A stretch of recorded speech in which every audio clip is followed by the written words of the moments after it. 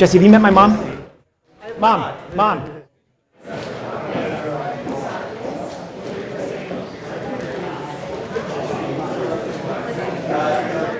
You and the whole family today. Well, you know, It's terrific. It's all. We love It is Zach. all. He's gonna knock it out of the park today. Ms. Hillman, Zach, I saved you a spot.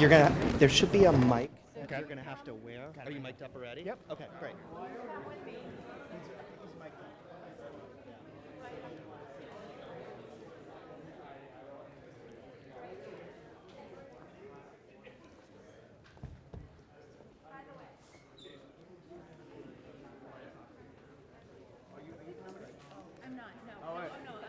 This is my wife, Sarah. Oh, your wife, Sarah. Okay, yeah, all right, yeah. Very good. Yeah. Wow. Yeah. Are you proud? Yeah. Very nice. It's her birthday. It's her birthday today too. Whoa. What are Yeah. you guys doing later? I think we're just gonna have dinner at home. We're gonna go to lunch after this. Oh. Of course. watch the soccer game. Yeah. Yeah. Awesome. Yeah. Team Portugal yesterday, man. 5-0. I know. That was I was at this impressive. Portuguese place, believe it or not. Oh, really? Crazy. Oh, going wild. Oh, yeah. Now Ronaldo is the top scoring Portuguese of all time. Right? Yeah. Yeah. Yeah. Yeah, it was. He Crazy. lit it up yesterday. Yeah. He should.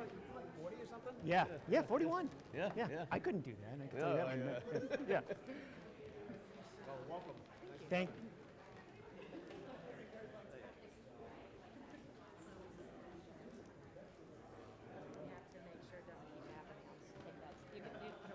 Okay. Thank you. That's just. Oh no. You can. I'm gonna sit right here. Yeah, right here, Sarah. Nobody's here, right? Choose which seat, would you rather?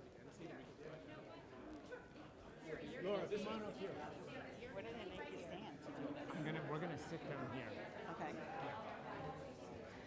You're going to hold my hand under the table. Who's testifying? She's testifying? Laura Maldonado, Okay. Tejal Mehta, Okay. and Hadler Charles. Perfect. Yeah. It was gonna be just Tejal and Hadler, but they asked me to have one more. So. So this is the other witness. You just tell us. Do you know what order you're gonna call them? What do you suggest? I would start with Judge Mehta, Okay. and then maybe Berg Maldonado, and Okay. then Hadler. Perfect. Does that sound good? So Judge Mehta first. Yep. Yeah. That's what I did. So you're gonna go second. Hadler, you're gonna go third.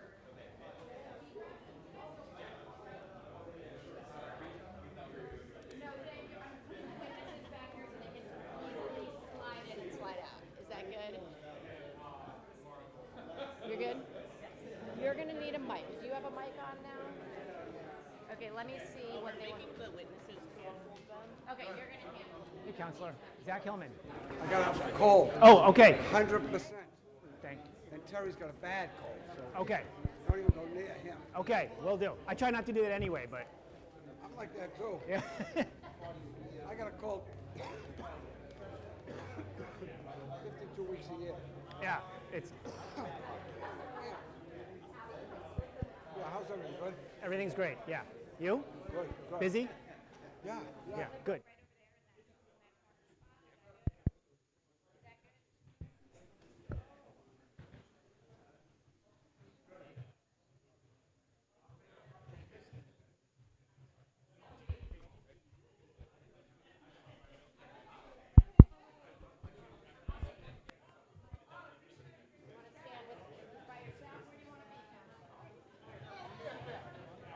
Thank you so much for coming.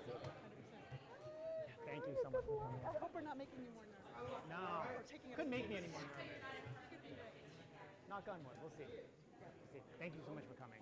Yeah. We don't want to take up any seats, though, and I'm happy to. No, I think. Yeah, I think there's some seats over here. So, yeah.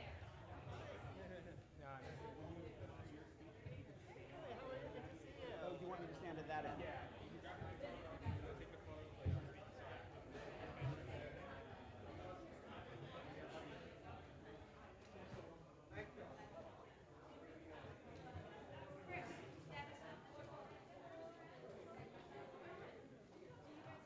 Please. How are you? Good. How are you? I'm okay. I want to show you something weird. I'm moving, and I'm cleaning out a lot of stuff. and I found this book that I had that I actually bought on my honeymoon 41 years ago, okay?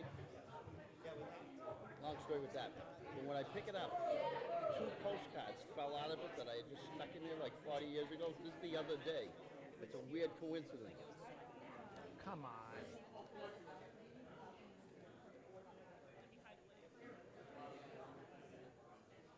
That's incredible.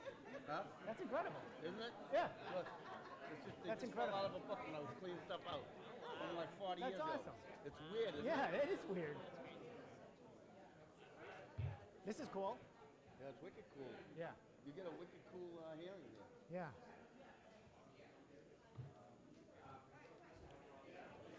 Isn't that weird? Huh?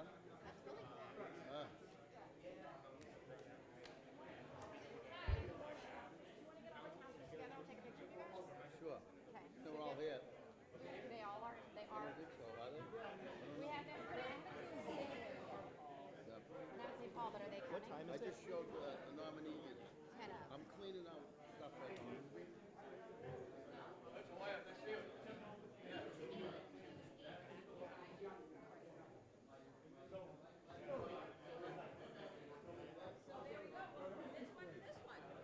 This is Zachary, but he wanted to introduce to your dad. So I said I'll make that happen. Good, good.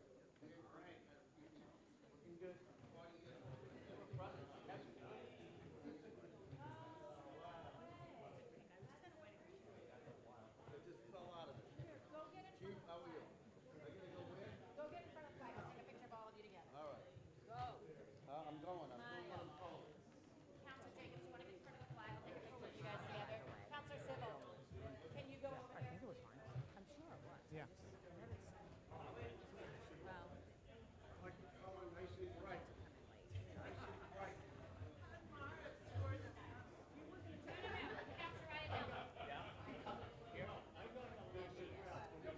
Hey, counselor, nice to see you. Nice to see you. Thank you for writing that letter. Oh, you're very welcome. I kind of like him. What do you think? He'll do. Okay. I'll take him. Okay. Absolutely. It's part of it. Kennedy. Yep. And it's nice. It's been a really great, been a really great meeting with everybody. Truly, I mean, it's been like really great conversation. So, Counselor Kennedy. you know they're going to make you introduce everybody that you know. yeah. Yeah. Come over here.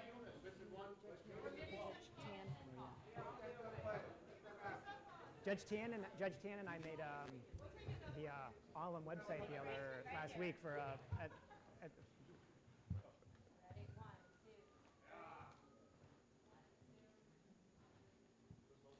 Hey, get one for me too, will you? Oh, we'll share it.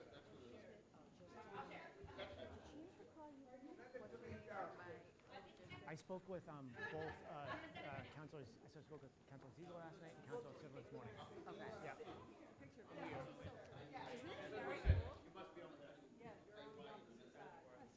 Very cool. Yeah. I know. Of course, you know what it's like to be called on. No. He didn't call you back? All right.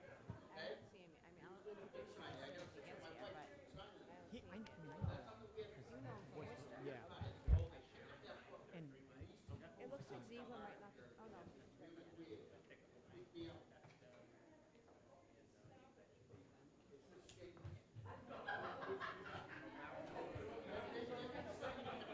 Can everyone hear me?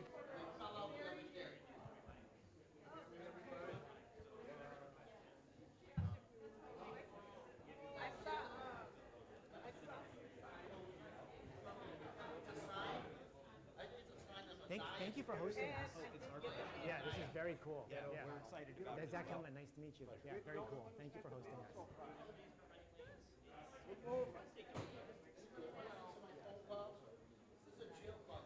Thank you for keeping me up there. Alicia, I like you to keep me up there.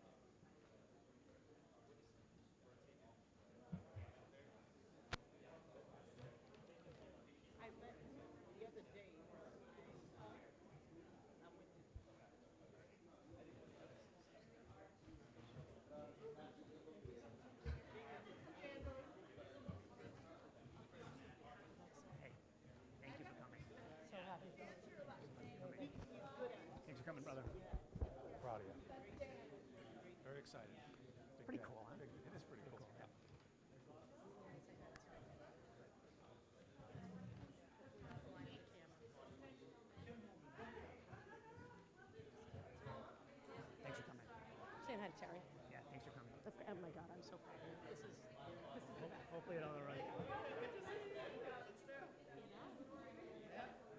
I know we did. Let's pump the brakes a little bit. Please. He's the best. He's also a little superstitious. He's also, and you know what? I'm Bostonian at heart. We don't talk about no hitters when we're running. Right.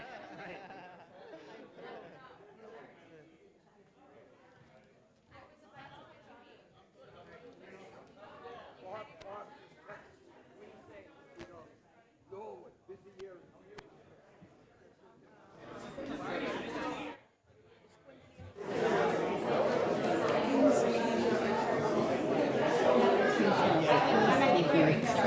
Yeah. I can't, honey, I can't.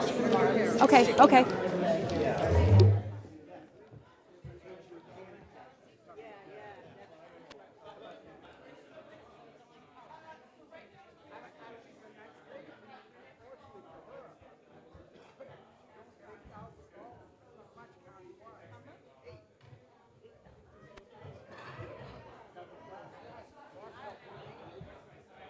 Do you want to call us to order? I think we could.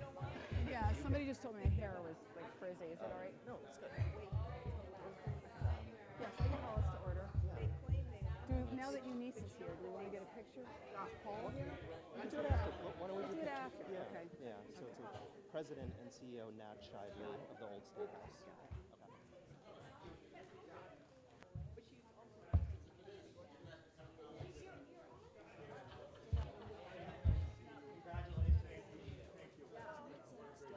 Pardon me? No. Judge Hillman, Myra Dolan, Counselor Dolan, this is Zach's So counselor nice who's to hosting meet the you. meeting today. So And nice his to- mom. Oh, so nice to meet you. So glad you could be here. What an incredible occasion. Thank you. Yeah, it's a great day. Must be so proud. Yeah, we really. We should start. I'm happy for you. Happy for All you. right, I've been told we're getting started. Dara, Are we gonna? Counselor Dolan will welcome the It's not. president. It's not quite 10 o'clock, and But we Paul's could- not here yet, so I don't know whether. To have the hour for Zach, we Got need it, to let okay, him that's start fine. his- It's just a welcome. It's, You don't have to it's start. 56. Yeah. Let's close it. I said to wait too. Just be slow in getting it. Is my hair all right? Somebody told me. Somebody came up to me and said, "Oh, you have to pat your hair down." Who said that? That person's lame. I was like, I can't. Like I can't right now. Can't right now. It looks. It's good. So is yours. Oh, there you go. There you go. It's a little. It's good. It'll do. Actually, in this picture, when I did that, the top looked goofier than it actually looks. In real life, it does not look like that. Yeah. He's getting those 3 chairs are up. I was aiming. Yeah, Of course. It's hard in the summer too. It's very hard. I was walking over here in my little suit with my everything, and I thought.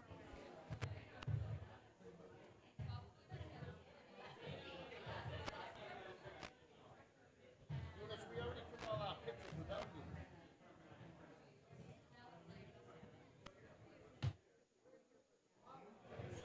He's here. I didn't see him. Good morning, Eunice. Very well.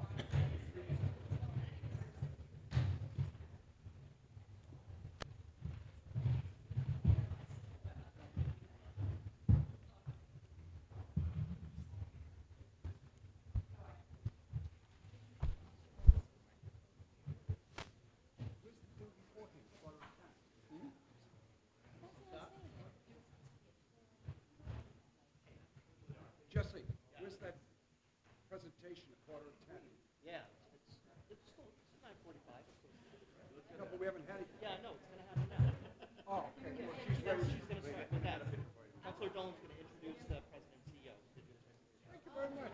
Thank you very much. I don't want to miss the history lesson.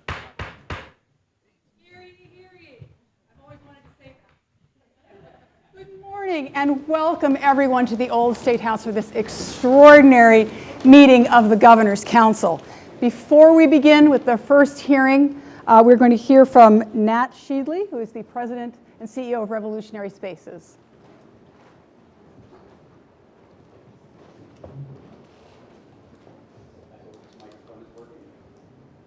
Great. Madam Chair, very much. Honorable members of the council, esteemed guests. I am Nat Shively. I'm the president and CEO of Revolutionary Spaces, the nonprofit organization that cares for this National Historic Site, the Old State House, as well as our sister site, Old South Meeting House, located just 2 blocks down the street. And on behalf of all of us here at Revolutionary Spaces, it is my distinct honor to welcome the Governor's Council back to this historic space, the council chamber of the Old State House. We're so pleased to have you here today. I know that you have a very busy agenda. We may be getting started just a moment late, and so I want to be respectful of your time. But I do, as a historian and as the person charged with caring for this important space, just want to share with you a little bit about the history that unfolded here, because we are approaching 250 years since our nation's founding, since the Declaration of Independence was read from this balcony right here.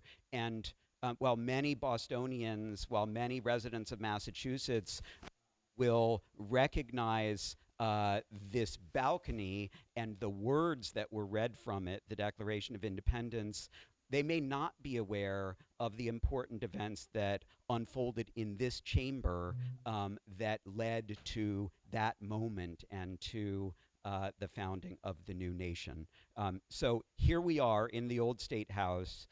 This building was built in 1713 to house both the town's government, but importantly, the colony's government.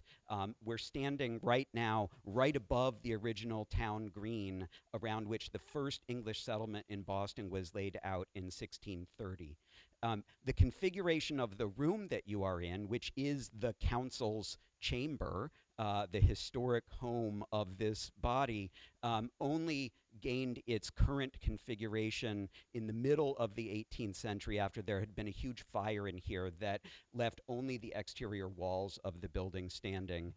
When they rebuilt, the second floor of the building was built to house the different bodies of government in the provincial government at the time. So at the very far end of the building, opposite us, was a small court chamber that housed the court that would in time become our Supreme Judicial Court in Massachusetts. In the middle, where there's now a rotunda, was the largest chamber, and that was the room that housed the House of Representatives of the province of Massachusetts Bay. And this chamber housed both the council and the royal governor. So the council, as you may be aware, or perhaps are not aware, was a complex body that had difficulty understanding its own role at the time because it was simultaneously the upper house of the legislature, functioning in the role that our Senate has today, and it was the governor's cabinet. So they had constantly to debate whether they were in legislative session or executive session. Different members could participate. If you read the minutes of the council meetings from the 1750s and the 1760s, they're constantly stopping in the middle of their meetings and saying, wait a minute, we're in executive session, so you can't be here, but we need the secretary of the province to come in here. This building, this room in particular, was built to give expression to the deep pride that most residents of Massachusetts felt in their status as British subjects by the middle of the 18th century. And if you asked Bostonians or residents of Massachusetts at the time why they took such pride in their identity as British subjects, they would have said, because we are the freest people on earth. And they believed that freedom, an idea of British liberty, was made of multiple parts. One was freedom from the arbitrary authority of a crown unchecked, of a monarch that could just do whatever the monarch wanted. But simultaneously, they feared the idea of government purely by popular rule. There was fear that if you allowed everybody to vote and there was no check on the people's vote, it could lead to disorder. The high water mark of this positive sentiment comes right around 1760 as the era of great imperial wars against France comes to a close. But by 1776, it has been completely turned upside down, marked by the reading of the Declaration from that balcony, and replaced with a different idea of liberty, and the one that we are more familiar with as Americans today. Many of the caused that change are events that happened in this room, and I'm not going to walk you through them because I don't have a semester to teach the American Revolution, but I just do want to highlight a couple of them. So in this room in 1761, famously, a court case over writs of assistance, which were arbitrary, open-ended search warrants, was argued by the Crown and by an attorney named James Otis. And you may be familiar with the mural depicting the writs of assistance trial in the rotunda of the State House. It's up there for all to see. It is depicting what happened right in front of this wall.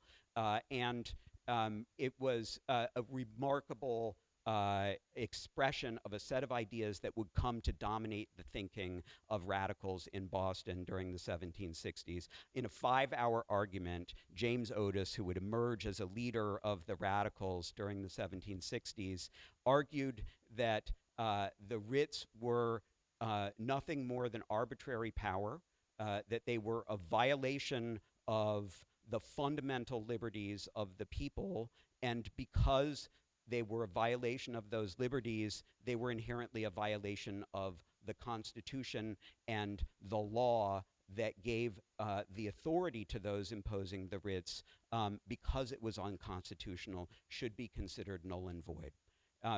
John Adams, a young attorney, was in the room that day to observe Otis, who was something of a rock star in colonial Boston, and later, after the Revolution, wrote down his memories of that day and described in great detail the room. We know that these paintings were all because of John Adams' description. We know that Otis gestured to them and said, due to arbitrary expressions of power, this monarch lost his head and that one lost his throne. And Adams remembered this moment as a turning point. He said, then and there, in this room, the council chamber, the child independence was born. The council becomes a complicated body during the struggle leading to independence, because its role is both to support royal authority and to serve as the upper house of the legislature. Councilors were elected by the assembly and by outgoing members of the council. They were not appointed by the crown. And so they're meant to be responsive to some extent to popular will, but they're also meant to buttress royal authority. During the 1760s, a lot of pressure is put on elected officials to reject British authority. So in the Stamp Act crisis in 1765, James Otis, in that room over there in the assembly room where he was an elected representative of the people of Boston, argued that the Stamp Act should be regarded as unconstitutional, and the House passed a resolution saying so and asked the council to second it. They had also to vote to approve that, and the council was so bound to royal authority, they rejected it, instead chose to pursue the colony's liberties by writing pleading letters to their friends in London, rather than to take the stand that this is an unconstitutional act and should simply be disregarded. Over time, the assembly will no longer elect to the council anybody who wants to support royal authority. And so they keep returning radicals during the 1760s, to the point that by 1768, members of the council say, we're not going to meet here any longer if the governor doesn't remove these portraits of these absolutist monarchs from the walls. The council, in time, is going to end up taking a stand in defense of the liberties of the town. So importantly, on the day after the Boston Massacre, which happened outside the window in March of 1770, the town comes here to argue that the governor has to remove the troops that had been occupying Boston for 2 years.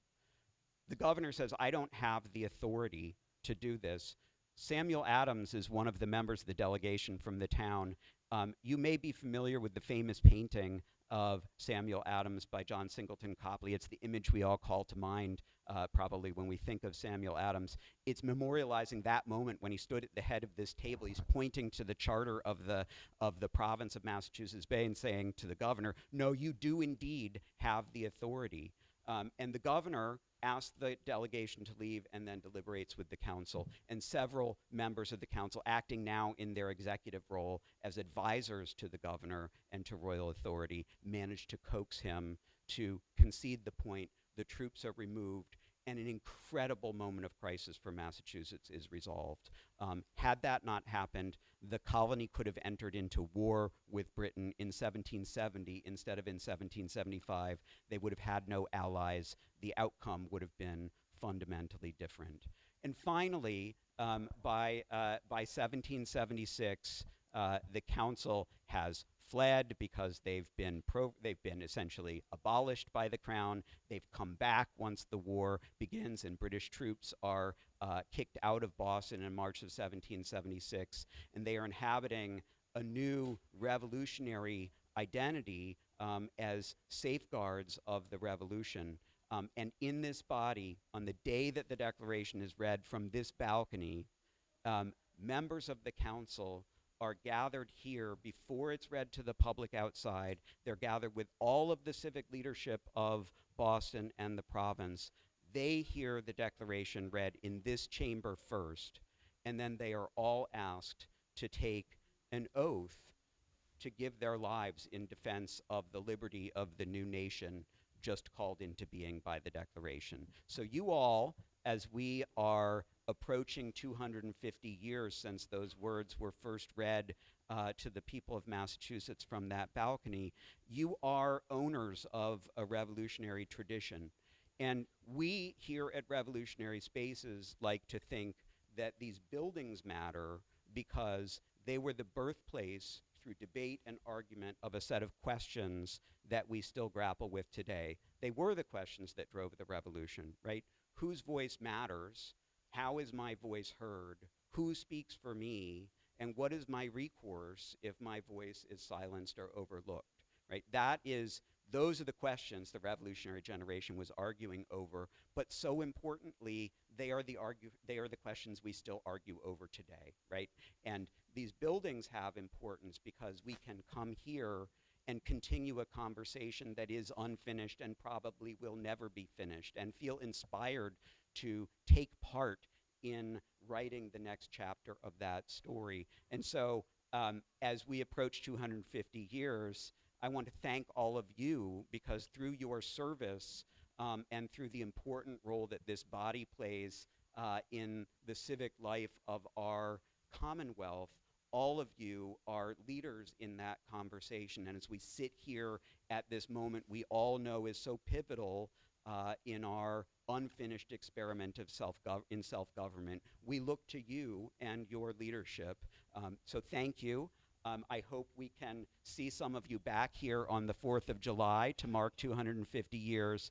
And please always feel that this room belongs to the council, and the council is one of the great contributors to the story of Massachusetts and the United States. Thank you all.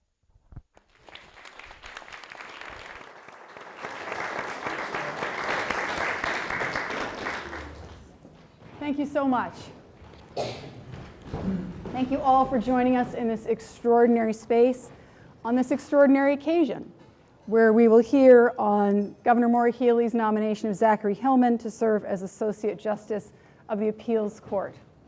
I want to let all of you know before we begin the proceedings that I have, and I'm sure my colleagues on the council have heard from many people in support of the nominee, most notably Amy Lynn Blake, the Chief Justice of the Appeals Court, who wrote a beautiful letter in which she said that Judge Hillman has demonstrated the qualities that define an exceptional appellate jurist: intellectual rigor, sound judgment, fairness, integrity, and a steadfast commitment to the rule of law. Though over the centuries, the appearance of the Governor's Council has changed, our purpose remains the same. We serve the people to uphold equal justice under the law. And so I will begin the hearing with the reading of the letter from Governor Healy. Dear councilors, I am pleased to nominate Zachary M. Hillman to the position of Associate Justice of the Appeals Court. Sincerely, Maura T. Healy. If you do not have a copy of this letter, I will make sure that you get one. So first, we'd like to hear from, or if you could, Judge Hillman, just let us know who is here with you today. Yes, thank you, Counselor, and thank you to all the counselors. Good morning.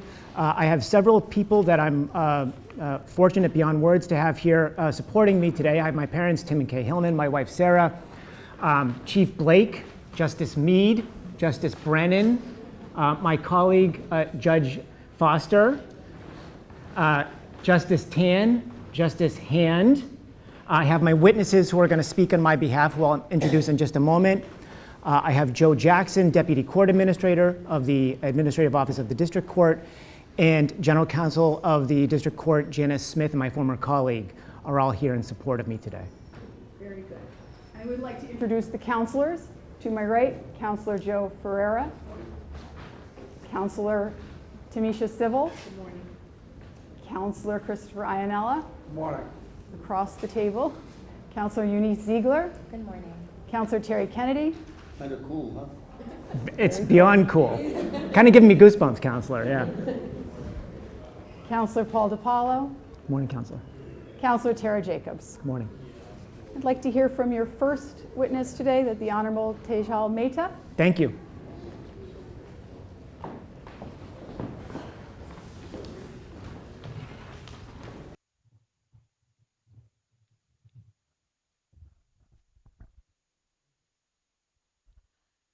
Thank you, Counselor Dolan, and good morning, all counselors. How does the mic sound?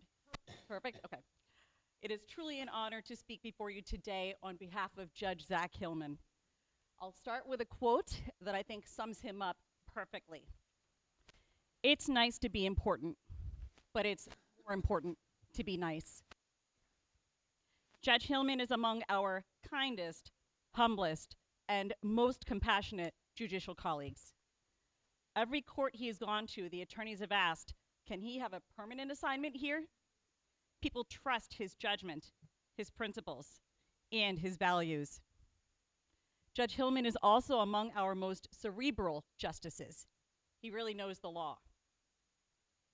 We first met in 2018 when I was appointed to the bench. At that time, he was a trial court attorney for the judges. Because he was so knowledgeable and so nice, he was essentially a legal lifeline for the judges. It was like 1-800-CALL-ZACH. Why did we need Westlaw when we had him? And Justice Hillman doesn't know this, but even back then, our judicial colleagues would talk about how one day he was going to be a leader in the judicial system. These conversations were happening when he wasn't even a judge yet. Judge Hillman was then appointed to the bench in 2021. We served together on the Judicial Education Committee, which he co-chaired, and we both served on the executive board of the Mass Judges Conference. But I really got to know who he was as a judge and as a person when he was assigned to the court where I am first justice, the Air District Court. Sometimes I sit in the gallery with the litigants so I can see court from their point of view. I did that when Judge Hillman was on the bench, and I will tell you, it was an absolute inspiration to watch him preside over people's cases in court. Character is revealed in small moments. And in those moments, Judge Hillman exuded fairness and kindness and justice. He had no ego. He demonstrated humility. And then later, after the morning sessions, we would go outside and walk and talk during the lunch recess, and those were times that I cherished. Judge Hillman was such an excellent judge that soon he was elevated to be the first justice of the Worcester District Court and simultaneously the regional administrative justice for the entire Worcester region. In these roles, he has been a tremendous leader and a mentor for other judges. Now, he has this incredible opportunity to serve on the appeals court. He is exactly the person who should be on the appeals court. And as we celebrate America's semi-quincentennial, it is important to reflect upon the ideals that made this country strong, ideals that Judge Hillman upholds. But I do have a question. Is the 1-800 number still going to be active? I'm asking for a friend. 150 district court friends. Everyone, thank you for your time.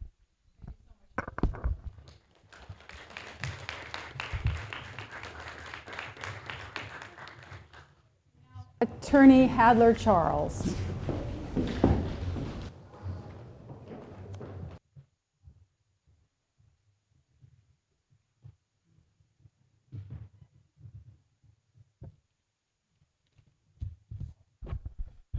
Good morning.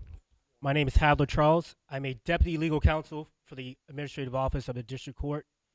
It is an honor to appear before you in support of Zach Hillman to the position of Associate Justice of the Appeals Court. I've known Zach for 12 years. We first met when I began my legal career in the appeals unit at the Suffolk County District Attorney's Office. Zach was a seasoned appellate attorney, and I was brand new trying to find my way. In my current role, we work together to develop training materials for judges and clerks alongside my colleagues in the district court. Zach has always been calm, cool, collected, and respectful. He is humble, he's intelligent, and he's an excellent writer. He's always willing to lend a helping hand to anyone who needs it while giving a gentle push to support those reaching for their goals. Zach is a true team player who actively listens, speaks with clarity, captures the attention of the room no matter where he is. I've had the privilege of watching Zach argue in front of the appeals court and the SJC, which he has done so brilliantly. I've also had the privilege of watching Zach teach to his district court colleagues and serve as the co-chair of the District Court Education Committee, both of which he has done with distinction. Zach has also taken on some new leadership roles, such as serving as the first justice of the Worcester District Court and serving as the regional administrative justice for Region 5. Even with all his success and his new leadership roles, Zach has always remained humble. Zach possesses an exceptional blend of intellect, judicial temperament, and leadership. That is why, if confirmed by this council, he will be an excellent Associate Justice of the Appeals Court. I thank you for your time and for your consideration.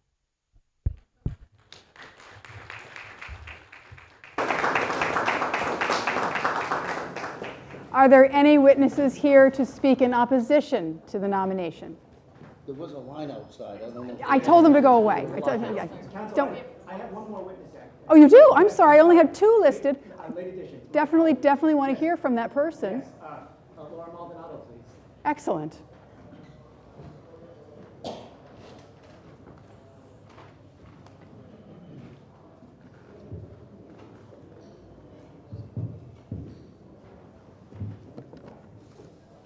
Good morning, council members.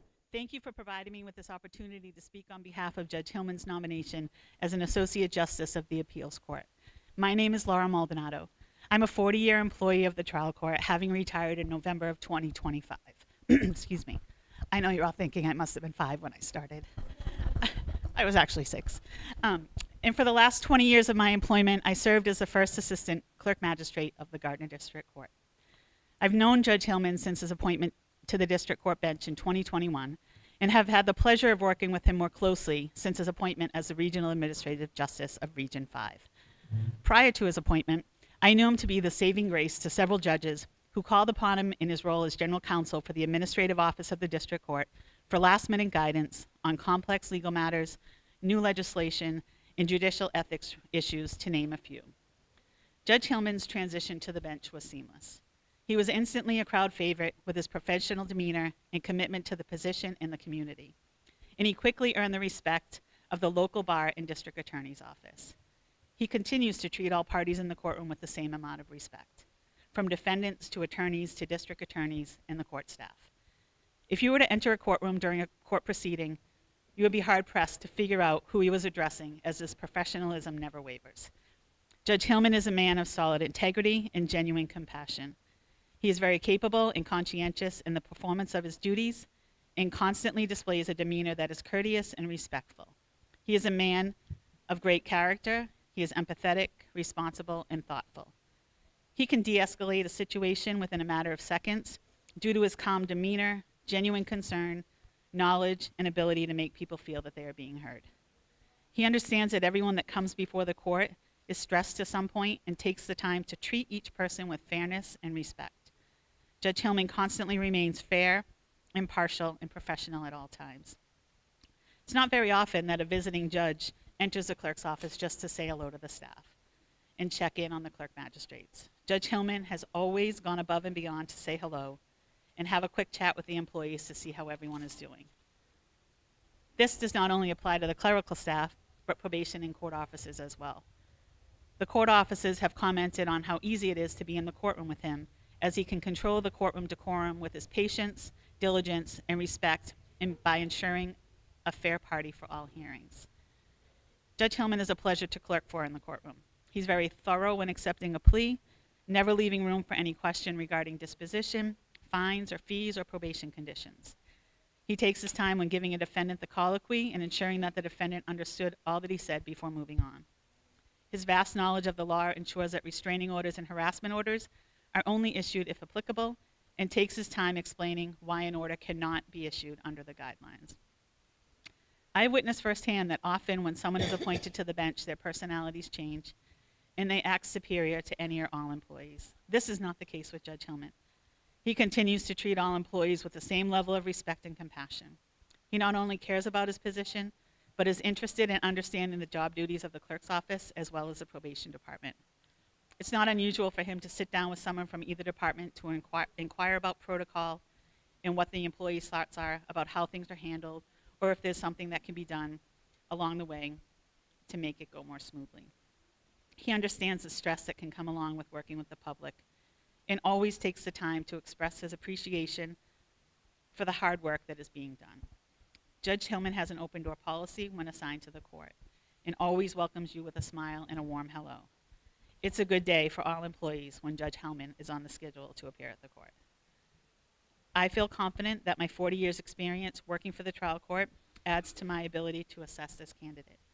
I would be remiss if I didn't state that this would be an application that would leave you with no regrets, and ask that you act favorably, as Judge Hillman's transition to the appeals court will serve the Commonwealth exceptionally well. Thank you.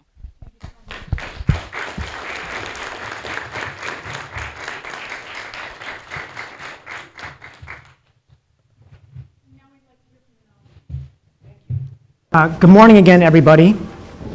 I would like to begin by thanking this council for the opportunity and for taking the time to meet and speak with me over the past couple weeks, with special thanks to Councilor Dolan for hosting me. Thank you to Governor Healy and Lieutenant Governor Driscoll for the honor of this nomination. I'd also like to express my gratitude to the Judicial Nominating Commission, Chief Legal Counsel Jesse Boudou, Deputy Legal Counsel Derek Kesselheim, Sonia Altamirano and her team, Honorable Tejal Mehta, retired First Assistant Clerk Maldonado, and Attorney Hadler Charles for speaking on my behalf. It's an honor to have them speak here for me. Thank you to my colleagues in the clerk's office, probation, security, and facilities. Your professionalism and dedication are what make our system work, and I could not be more proud to work with you every day. Thank you to the members of the bar for the tireless work that you do day in and day out.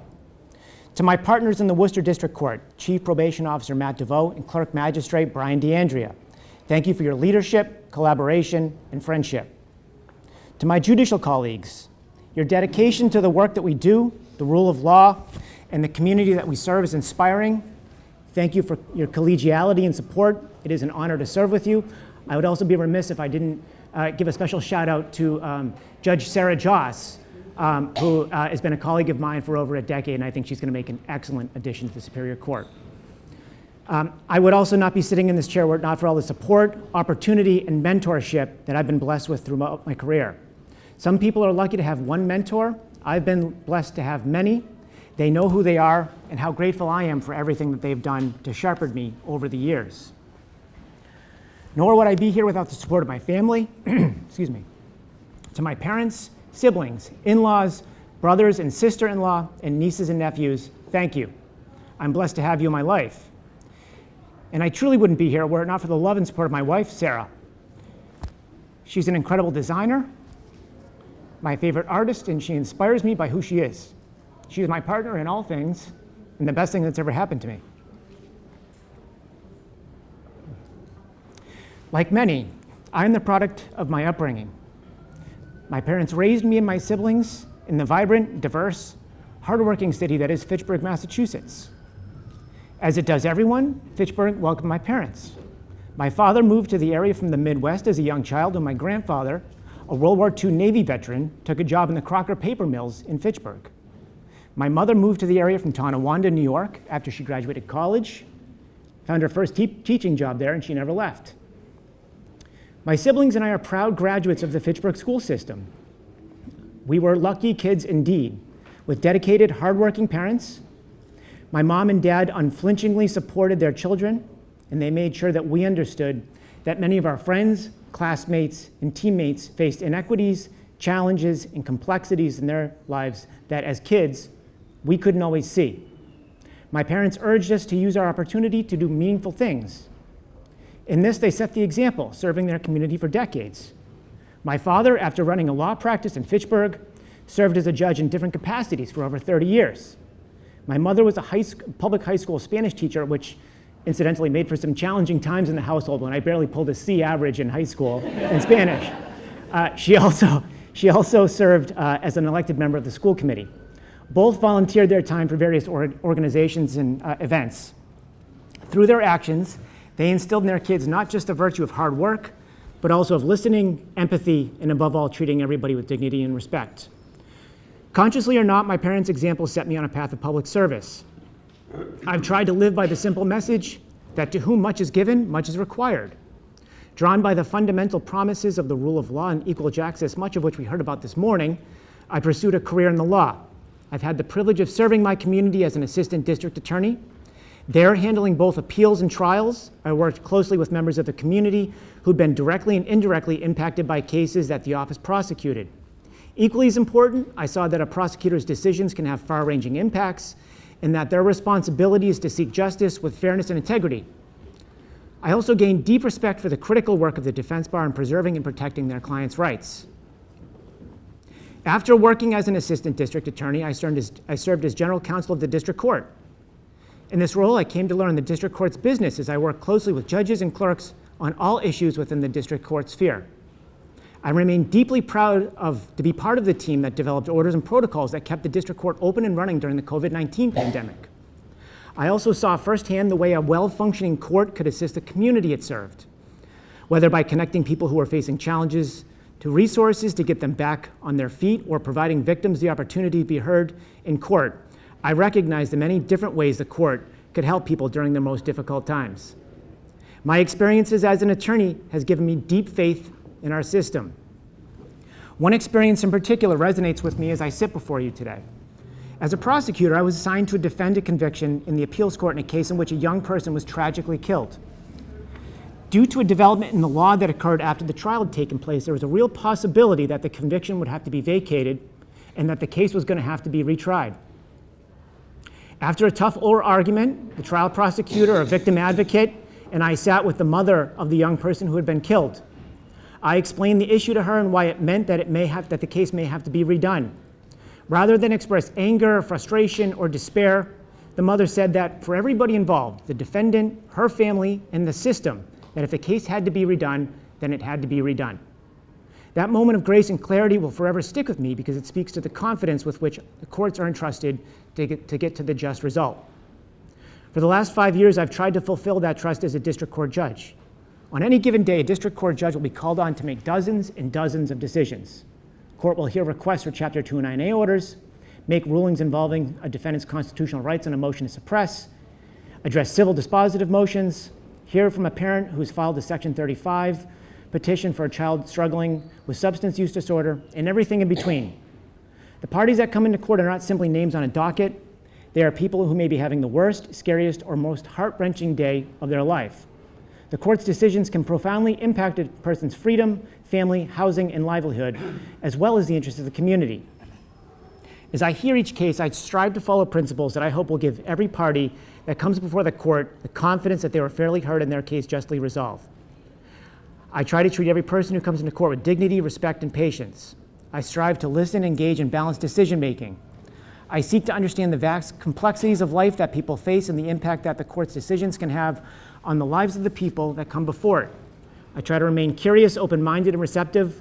I understand that every day I learn what I don't know, and I endeavor to follow the law as I understand it. If fortunate enough to be confirmed, I would carry my experience in this mindset with me to the appeals court.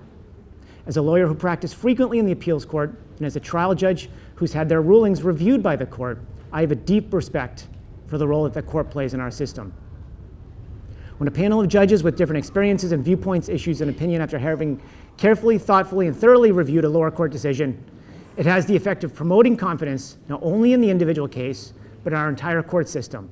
I relish the opportunity to work collaboratively with an incredible group of judges to play a part in the process. If confirmed, I will carefully review each record, listen with an open mind, and try to understand the issues, apply the law as I understand it, and endeavor to speak with clarity. I am humbled that I sit before you. I know there's much to learn, and if fortunate enough to be confirmed, I will dedicate myself to doing the very best job that I can on the appeals court. I welcome any questions that you may have. Thank you all very much. Hillman. Now it is the customary practice that questioning go counterclockwise, beginning with the counselor who sits to the right of the person chairing the hearing. So we will begin with Counselor Chris Iannella. I'm going to be easy.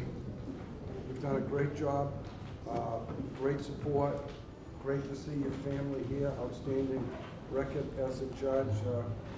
Counselor Kennedy called me on your behalf, Counselor Dolan called me on your behalf. I think you're going to be a great addition to the court system, and I look forward to voting for you. Thank you very much, Counselor. Thank you. Thank you, Counselor. Counselor Eunice Ziegler.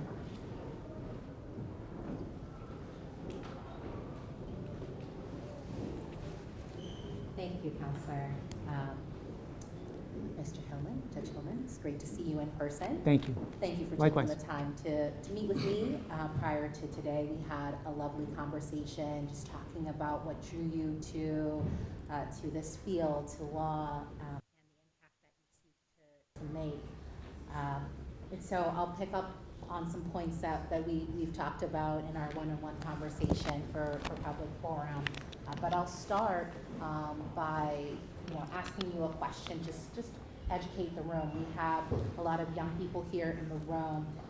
You are before us because you're a candidate to transition to the appeals court. Can you talk about what you see the primary function of the appeals court is, and what would be indicators of an effective and efficiently run court? Sure. Thank you for that question, Counselor. I think the appeals court serves two functions. Primarily, it's a court of error, so it reviews lower cases to see if there was error in the lower court result that needs to be addressed. And I think it's a court of doctrine where issues that may come up before the court of first impression, unsettled issues in the law, unsettled areas of the law that need to be addressed. So I think the appeals court's primary role is to function as a court of error, court of correction, and a court of doctrine. I think for the appeals court to serve the confidence with which it's entrusted, I think it's important for the court to treat every case as if it's the most important case that comes before the court, because for the parties, it is the most important case for the parties. To make the parties understand that the court's going to thoughtfully, thoroughly, and review each record, make a deliberate decision, and to speak with as much clarity as they can when issuing a decision. What do you feel is the biggest challenge facing the court, and how could you impact change in that area? I think, from speaking from my experience as a district court judge, I think there are, as a district court judge, one of the areas of challenge is the lack of resources. And I would assume that, not having sat on the appeals court, but I would imagine that resources is going to be an issue no matter which department or which court you serve. For example, in the district court, the lack of resources as it relates right now to mental health has been a struggle. I can't speak to what the resources are like in the appeals court, but I would imagine that there's always going to be a struggle for resources. I think there's, right now, at this moment in time, there's also been renewed attacks on judicial independence, no matter which system a judge is sitting in. Certainly judges are open and should be open to criticism. But I think the way to combat challenges to judicial independence is to do what the appeals court does, which is thoughtfully, thoroughly, and deliberately consider each case, follow the rule of law, and issue and speak with a clear voice. In our earlier conversation, we talked about trauma and how individuals that come before the court have some semblance of trauma at most points. How one area that may be is there may be an instance where the individuals may have cases in other courts, and we know that communication between different departments, different judicial departments, is not always strong. What are some strategies that you would employ to reduce instances of re-traumatizing individuals that come before your court? And also, how would you seek to fill that communication gap? So as an appeals court justice, I would be bound by the record before me. But certainly in every case, as part of the record, there may be information in there that displays some of the trauma that may have led the party that came into court in the first place. And so as an appeals court justice, I would do my very best to try to understand, based on the record before the appeals court, what issues of trauma may have played a role in the case ending up before the trial court in the first instance. And then as far as communication goes, what I would say is I can only speak from my experience based on my time as a district court judge. And in my role as a district court judge, I tend to ask a lot of questions to see if, or to ascertain whether there is information in other court departments that may bear on the decision that I have to make, so that I'm making as best an informed decision as I can. Certainly part of the role of the appeals court justice during oral argument is to ask questions, to try to clarify points or to explore issues, and I would do the same if so fortunate to be confirmed as an appeals court justice. So you had great witnesses that spoke to your knowledge of the law, understanding that there's so many different areas of the law, it's impossible to know every single bit.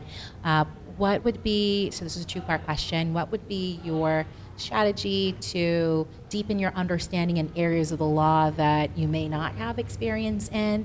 And ultimately, what is the legacy that you'd be looking to lead on the bench in the appeals court? Thank you. It's a great point, and it's a fair point, Counselor.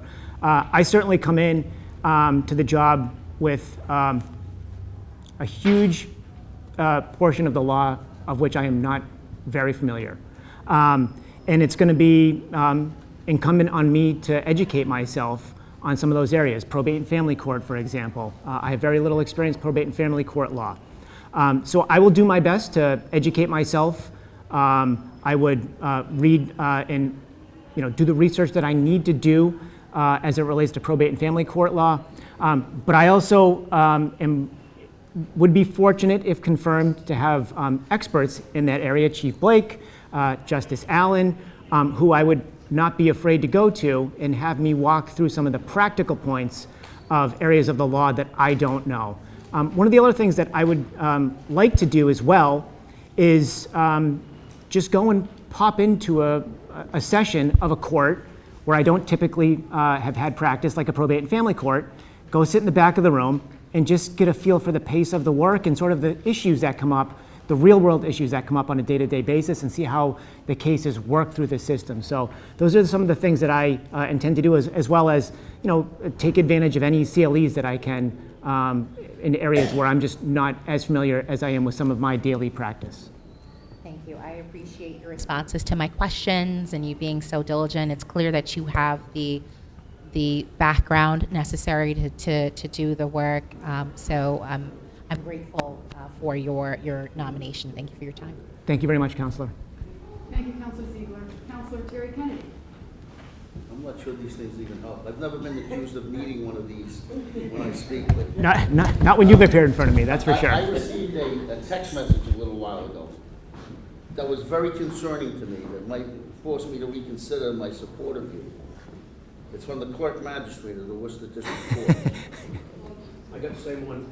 It says, if you vote to confirm Zach for the appeals court and deprive me of a good friend and the greatest first justice in the history of the Worcester District Court, you will no longer enjoy more administrative continuances and you can lose my number. That's a lot of pressure. You know how much I need him?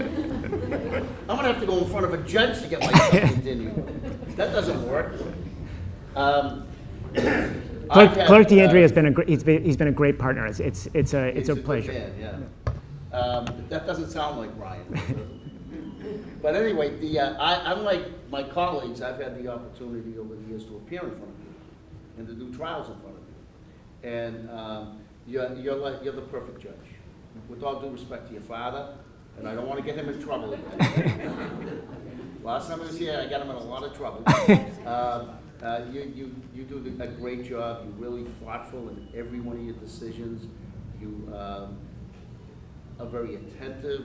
You show a lot of empathy for everybody, defendants, victims.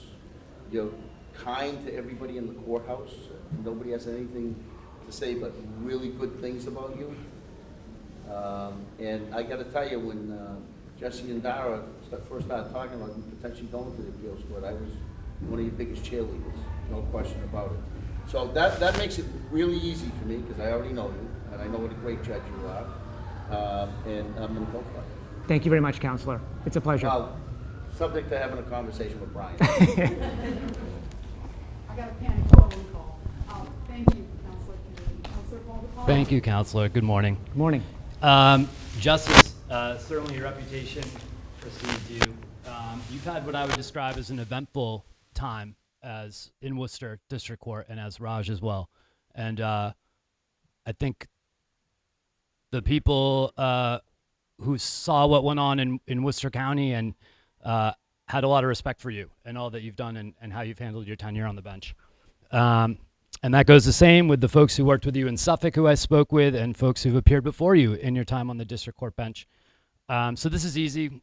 We've known that this was, we've suspected this was coming and been excited about it, and I look forward to supporting you.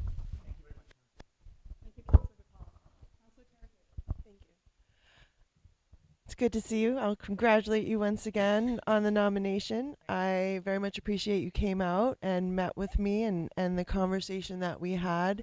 I too have gotten outreach on your behalf, very positive and enthusiastic for you. Many of my questions have already been asked, but I do have a couple I just want to pose. And some we talked about when we sat down. But I wanted to give you an opportunity to talk about yourself a little more. You've touched on it already, but maybe articulate a little deeper. Kind of two sides of a coin of times in the past that you've made a mistake or interpreted law in a way that was maybe the appeals court, came back and told you that you were interpreting the law incorrectly. How you respond to that, how you pivot from that, what that looks like for you when a mistake or an area that the other side of this being an area that maybe you think but you find out there's more that you didn't know about it, how you approach course correcting a mistake or realizing that there's a blind spot maybe in an area that you thought you had a level of expertise around. Thank you very much, Counselor. It was and thank you for hosting me out in Western Mass. It was a great conversation. Yes, look, I come into the job every day. One of my favorite sayings is, I learn every day what I don't know. And, I try to get to the right result in every case, and I can't say that I've always done that. I've had times where I addressed one of these cases in my application where I did a trial and I denied a motion for a required finding after the evidence was closed. The defendant was convicted. I had questions about whether I was right in my decision. So I invited the parties to file briefs on the issue and raise the issue. I went back and I did research. I realized that I had made a mistake on the law, and so I called the parties back in and I vacated the conviction. I think there is no room for ego in this job because the job isn't about me. The job is about getting to the right result for the parties that come into court. And so when I make a mistake, which happens frequently, I try to acknowledge it and correct it. I've also had cases, I had a case go up on appeal where my decision was reversed and sent back down. And that's a learning opportunity for me. It was an area of the law that was quickly developing. I hadn't viewed it quite correctly. And after reading the decision from the appeal for the SJC, they were right. And so I try to put that into my bank of how I'm going to proceed in a case like that the next time, and just learn from that correction and move on. So yeah, I think the point is we serve the public, and to get to the right result, not often, but sometimes we have to correct mistakes that we make. No, I appreciate that. It actually reminds me of another part of the conversation that we had where we talked about when you were doing appeals work on as an ADA, centering doing the right thing as sort of a philosophy. Can you just take a moment to kind of share what we were talking about from that standpoint, when sometimes the Commonwealth has to acknowledge and offer a path that might seem to, if we're talking about like two sides fighting against each other versus looking for the truth. I liked what you had to say during that conversation. I just wanted to give you a chance to share it here. So there was a case that I handled as the appellate attorney in a conviction for a first-degree murder.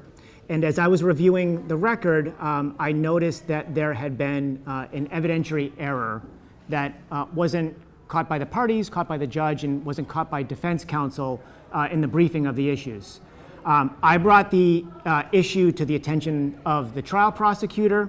The trial prosecutor immediately said, yes, that was a mistake on my part. We need to fix this. I brought it to my supervisor, we brought it to the chief of homicide, and then ultimately we brought it to the district attorney, Dan Conley.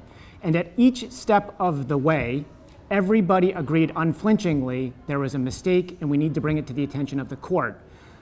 So that's what we did in the case, and we brought it to the attention of the SJC. It was really a reaffirming experience for me because it instilled in me that being a prosecutor is about doing it with integrity and fairness, and everybody involved in that scenario was on the same page from the get-go. So it was a really important lesson for me. So I appreciate that. It segues into the next thing I wanted to talk about. We talked about it when we sat down. You talk about it in your application, but the role that we each play in protecting trust and faith in our courts, the credibility of our courts. And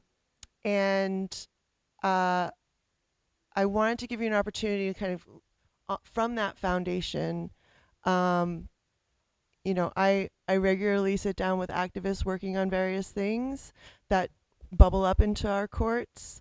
For instance, just in the last month alone, people working on the rent control ballot question, people working on free speech on our college campuses, things like that. And when they do bubble up to the court, when there's that much attention, there's likely to be backlash to whatever decision that people feel there's a tendency to point at corruption or point at a bias or point at.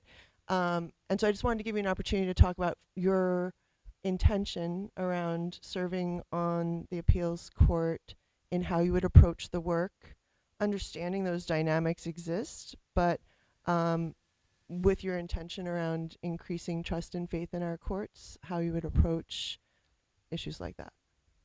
Thank you, Counselor. So I think at its very base,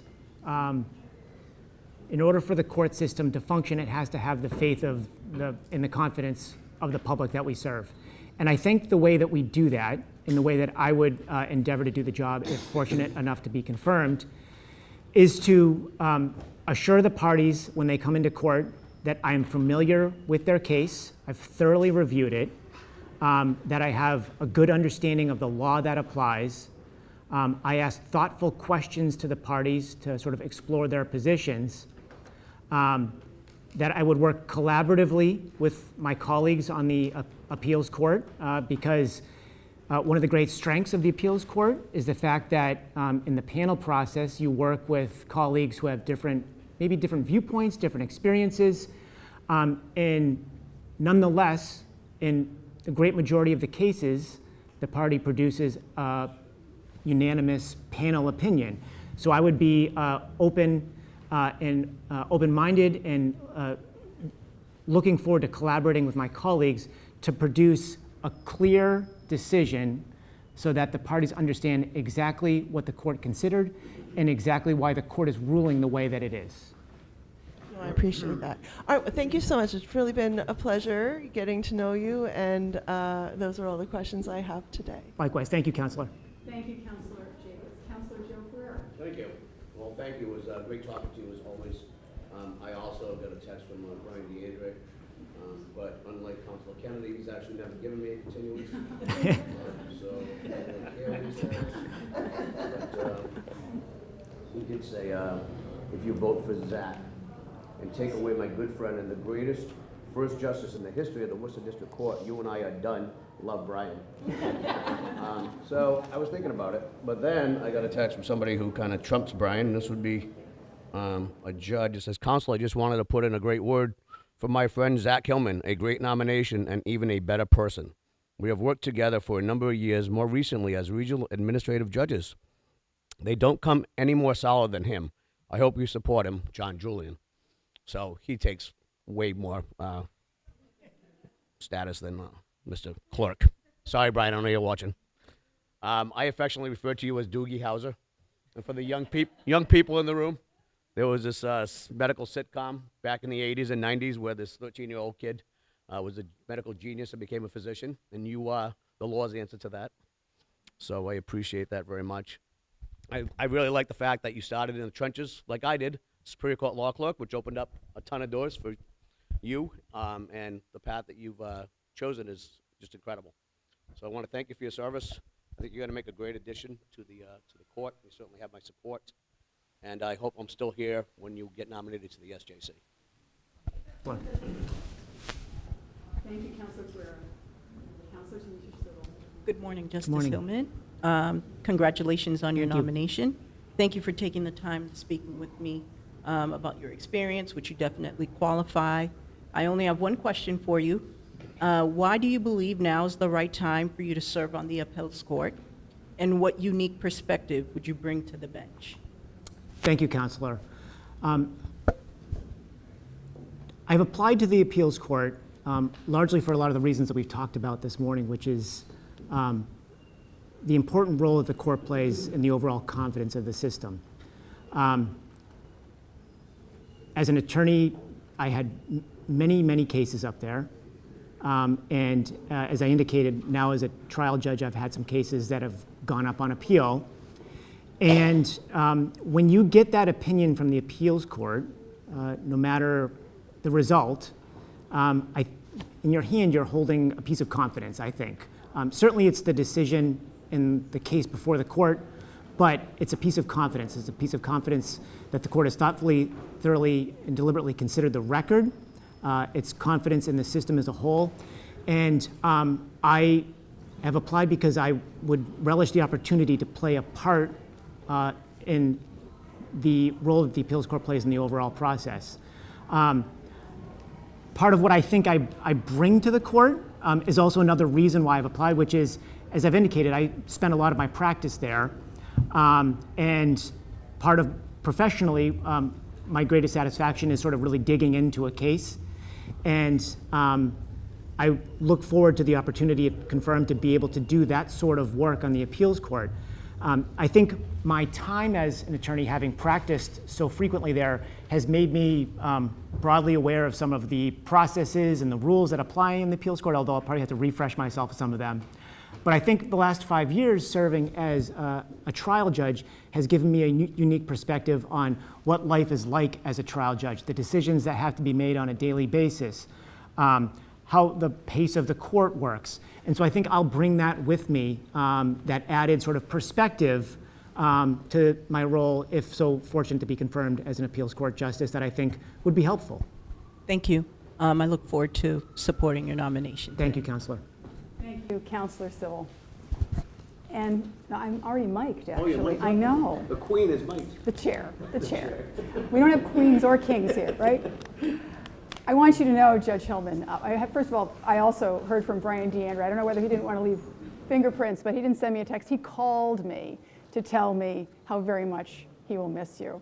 I was actually really touched by the call. But another very important recommendation I'm delighted to share with you in light of your speaking so movingly about Fitchburg and the community of Fitchburg and having people here from Fitchburg. It was my great fortune to be in Fitchburg District Court yesterday. And I want you to know that your town is really rooting for you. A number of people came up to tell me how wonderful you are, what a wonderful appeals court judge you will be.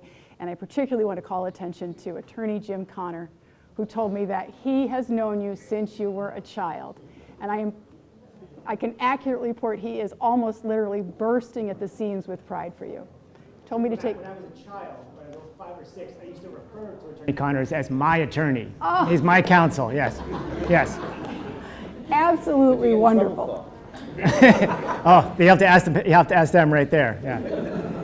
You've answered questions from 7 counselors beautifully, and I know we need to move on, but I do just want to ask you one question. I really appreciated and enjoyed our discussion, and one of the things that we talked about was a very important case, Commonwealth versus Long. And I know that you shared my view as to why it was such an important case, what it means, and I shared with you my concern that few long motions are being filed and fewer still are being allowed. So for the benefit of people who have no idea what I'm talking about, can you tell them about Commonwealth versus Long and why you think it's an important decision of the SJC? Yes, thank you, Counselor. Thank you for the conversation that we had the other day, and thank you for the question because it raises a really important point, which is the Commonwealth versus Long decision. It's what I would consider to be a watershed decision. Due to difficulty in litigating claims of pretextual investigatory motives in traffic stops or criminal investigations, perhaps based on pretext, that were apparent trying to litigate those issues through traditional Fourth Amendment search and seizure law. The SJC recently revamped sort of the framework to make that sort of challenge on a motion to suppress under equal protection grounds. To try to make it more accessible for parties to be able to file a motion to suppress and litigate a claim based on perhaps pretextual investigatory motives. It is a really important area of the law, and as you and I spoke about the other day, it's been somewhat surprising to me as a district court judge that we don't see more of these motions being filed. I understand that they are filed perhaps more frequently in other counties. I can't tell you conclusively why they're not being filed more readily, because I think the point of the decision was to try to make these types of challenges more accessible. I can tell you from experience that perhaps it's because attorneys seek first to suppress the evidence on traditional Fourth Amendment grounds. And maybe that's because under the Long framework, for some of these cases, it may take a couple hearings to get to the point where the court has to make a decision. discovery motion has to be filed, perhaps another discovery motion has to be filed. There may be a hearing on the threshold burden, and then ultimately the court will get to the hearing itself. And so I think if an attorney is looking at the case and they think they may have a strong motion to suppress, maybe they go that route before pursuing the long motion. Maybe that's a reason why. I can't tell you conclusively, but I have been surprised because I've only handled a couple of them in my practice as a judge. Motions for discovery and a couple motions on substance. But as you said, and as I agree with you, it's a really important decision in advancement of the law. Absolutely, and despite your statement on your application that the law is unknowable, I think all the people who say that you have a vast knowledge of the law are absolutely right. It has been a pleasure. I'm delighted that you're from my district, and I conclude this hearing. Thank you.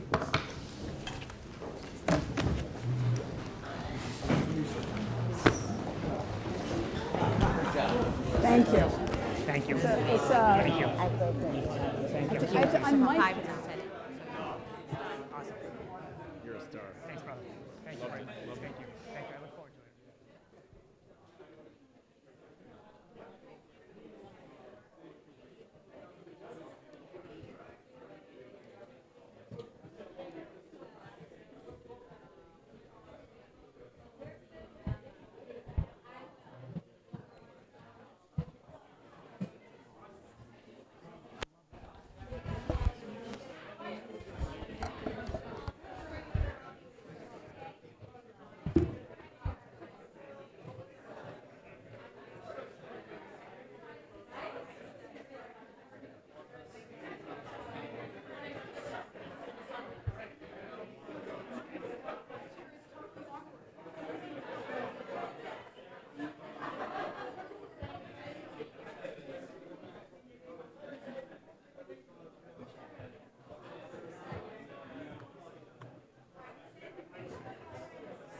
Sigler.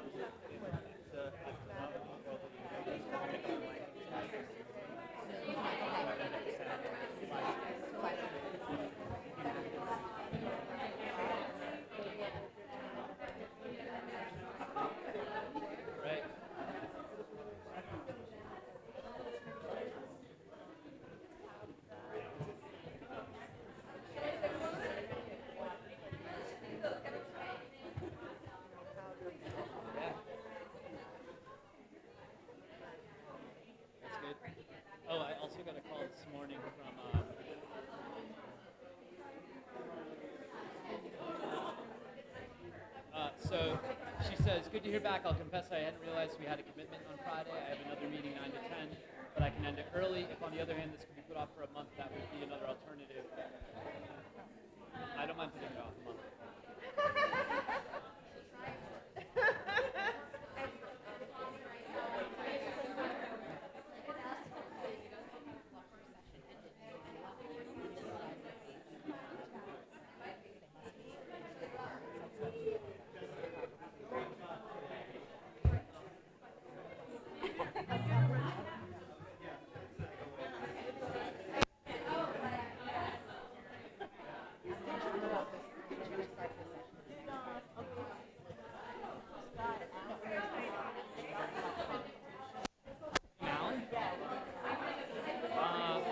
I haven't spoken to William in a long time. I spoke with someone who knows him recently.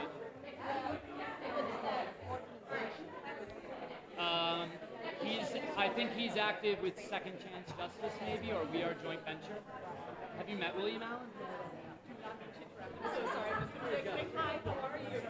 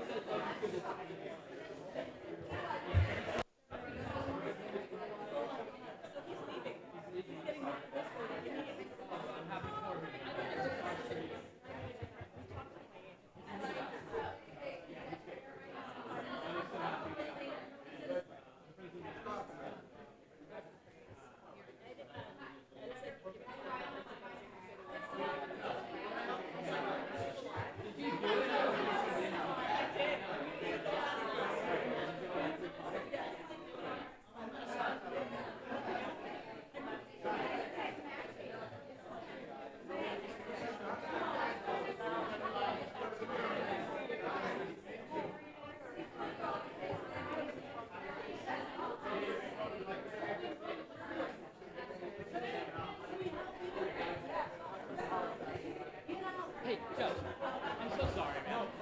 But, like, I'm so sorry. Well, I just assumed you knew I supported you. You gotta smile, I hate it. No. Please don't go well after that. But, yeah. All right, we are going to get started I with the stumbled hearing over for myself, Judge but, Joss. and I never got involved.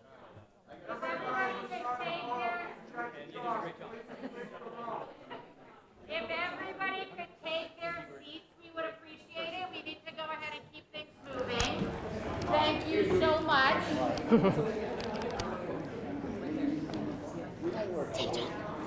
Sit down. Hi, Judge. Good morning. Good, how are you? If you are not here for Judge Joss's hearing, Here's the exit. lead counselor Jay, hang on one second. We're missing one. We're gonna make it quick. It's kind of tough. You want a question? Terry. I got you. No questions. I can skip this stuff. Who cares?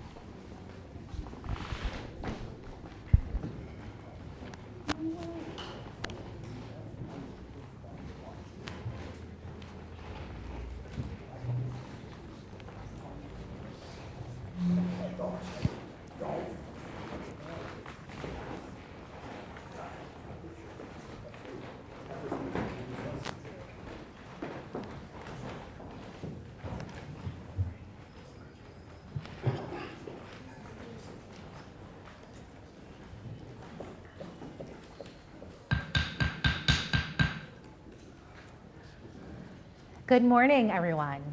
Welcome to the Old State House. We are convening for our Governor's Council session. This is a hearing to hear the nomination candidacy for Judge Sarah Josh.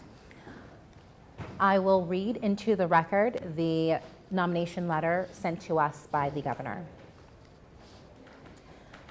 Dear Councilors, I am pleased to nominate Sarah M. Joss to the position of Associate Justice of the Superior Court.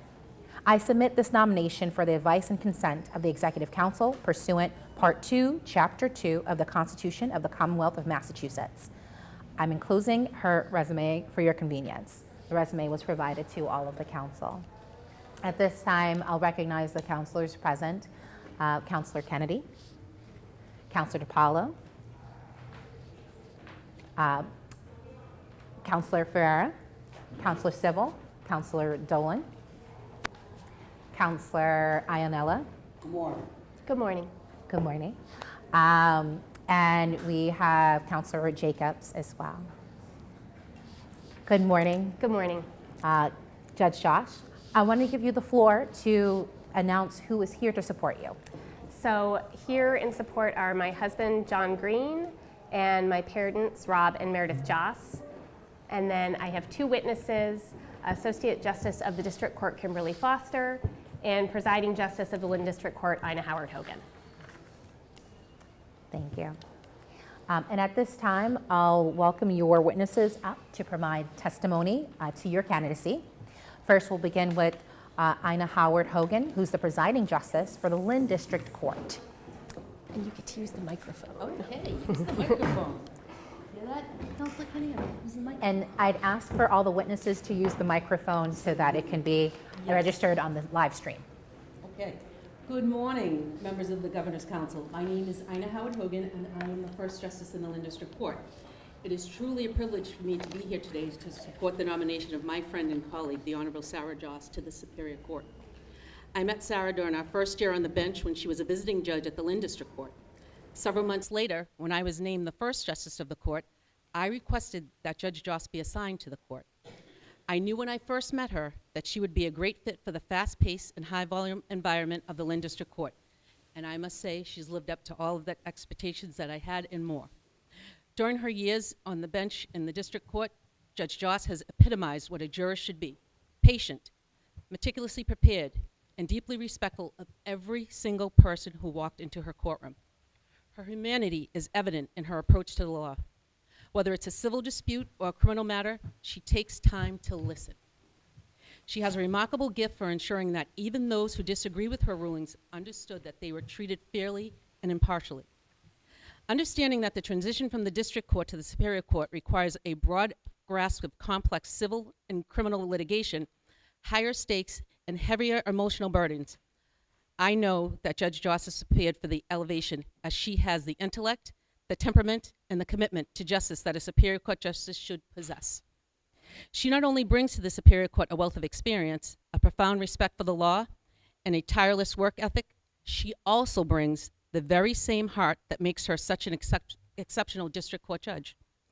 Members of the Council, Judge Joss has earned this nomination through her years of hard work, integrity, and dedication to justice. Although I will miss her tremendously, I have no doubt she will serve on the Superior Court with the exact same grace, wisdom, and fairness she has displayed in the Lynn District Court. Sarah, I am incredibly proud of you. You are an amazing mom, wife, daughter, sister, sister-in-law, aunt, colleague, and friend. And I totally support this nomination. Thank you. Questions? Counselor. Judge Mehta brought me cookies. I don't think you let me give me cookies. Hold on. I have something in my bag. I have something.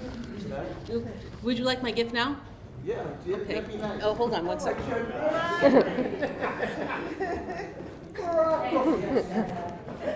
Judge. Judge, where's our cookie, Judge?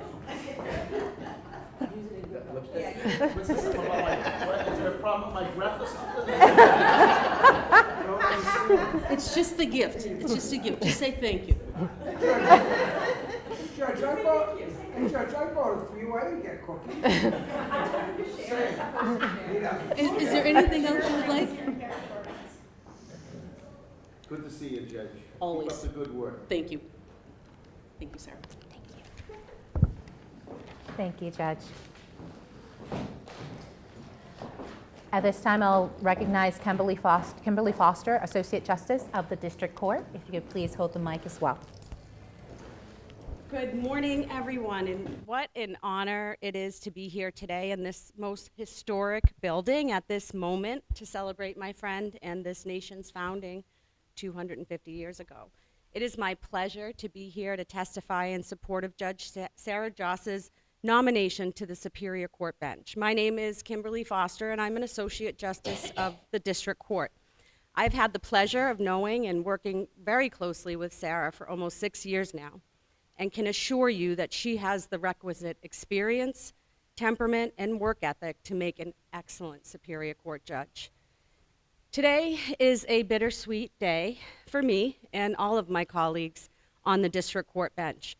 We are so happy for Sarah and support her wholeheartedly, but her nomination, and Zach Hillman's for that matter, is a huge loss to us in the District Court for sure. So I'm hoping, Ms. Kesselheim over there, that the governor has gotten to work on finding their replacements, because these are big shoes to fill in the both of them. So I first met Sarah in the parking lot of the Somerville District Court.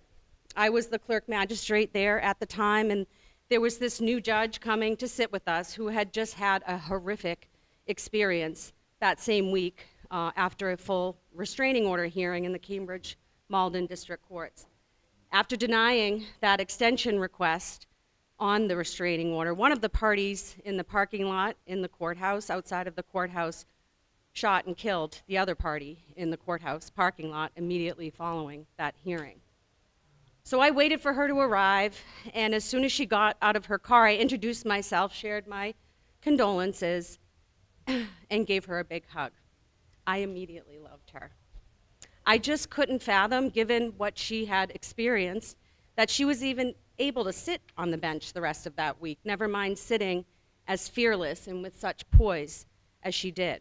I found it incredible that she was able to separate herself from her decision that day, from the actions of the aggrieved party, and continue the work, continue to make those hard decisions without fear.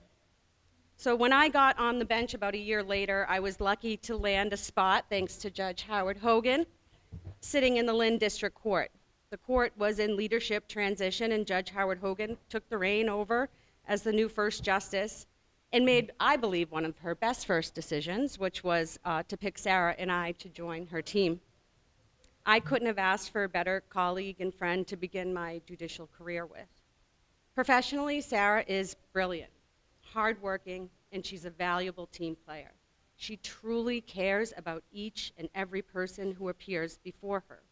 She is an empathetic jurist who always gives every person who comes before her the opportunity to be heard and this consideration they deserve. She's engaged in the community we serve and is fully invested in doing whatever she can to improve it. She epitomizes to me the ideal district court judge. And one of my proudest moments so far as a judge was when Sarah and I were able to start up a Changing Lives Through Literature program in the Essex County Women's Pre-Release Facility together. It was such a rewarding and amazing experience that we were able to share. I am also the presiding justice of the Lynn Recovery Court, and my team and I have been so lucky to have Sarah as my backup, and the whole team is going to miss you terribly. Sarah has proven herself to be an integral part of the smooth, efficient, and successful daily court business of a very challenging and busy district court, and she does it all with a smile. I have no doubt that she can handle the business and will positively contribute to any Superior Court session she is assigned to. She works well under pressure, can multitask, triage, and doesn't shy away from the hard stuff. My only fear is that she may get a little bored up there, but we'll see.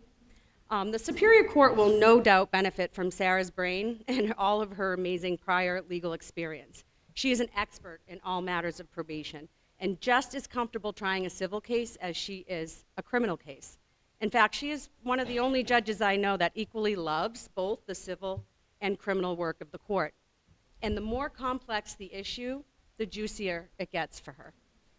Personally, Sarah is an amazing mom to 3 wonderful kids and friend and family member to many. She is so very kind, thoughtful, and compassionate, and has more than demonstrated that she has the temperament and scholarship that is necessary to be a great Superior Court judge. I am confident, and a little sad, that she will make a seamless transition to the Superior Court. I know she'll be a great colleague, will consistently stay educated and updated on the law, best practices, and the science behind the brain, and will always treat everyone fairly. It will be a terrible loss to me personally and the rest of our colleagues on the district court bench, but a tremendous gain to the Superior Court bench, if confirmed.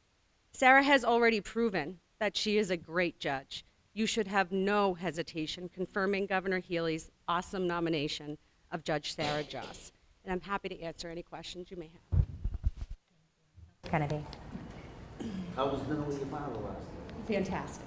I'm glad you enjoyed it. I'm sorry I couldn't go. Thank you. That's all. Seeing no other questions, thank you so much for your time. Thank you.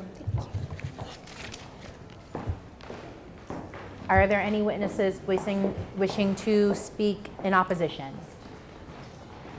Seeing none, Judge Joss, you have the floor. Thank you.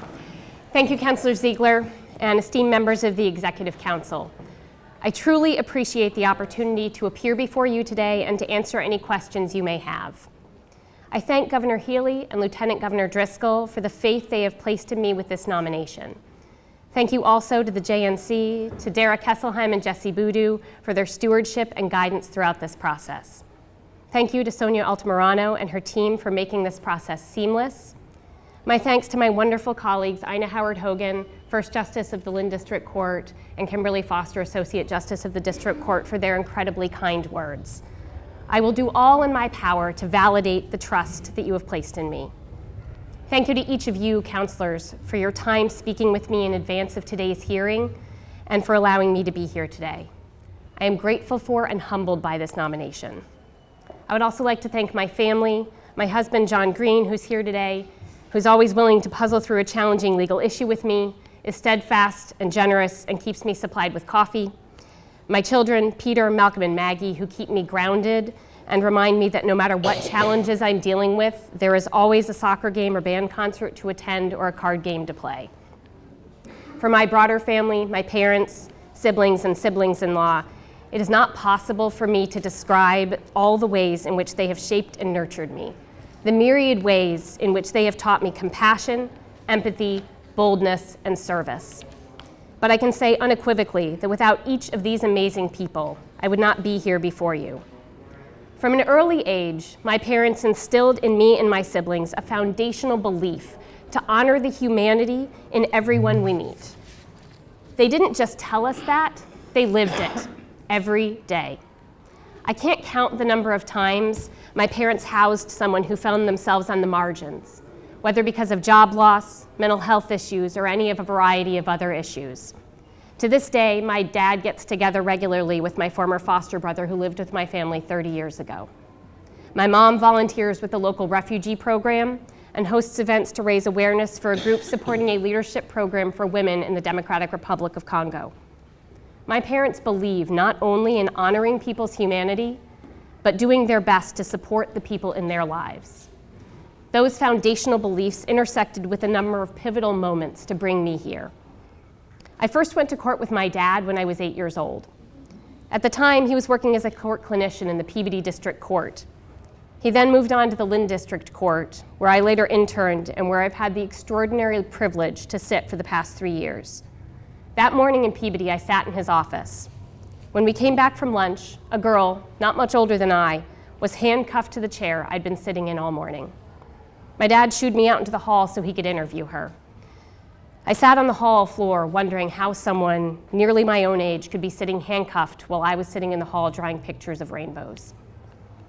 When I was 15, my family moved to Nairobi, Kenya for a year. At some point during that year, I learned that the Kenyan president effectively operated above and outside the law. Even if that status was not written into law, it certainly operated that way at the time. The unbridled protection of people in power undermined the trust that everyday citizens had in the institutions designed to uphold and enforce the law. This meant that often, rather than resorting to police and to courts, people took judgment and punishment into their own hands. After a string of burglaries near my home, neighbors apprehended someone trying to break into another house.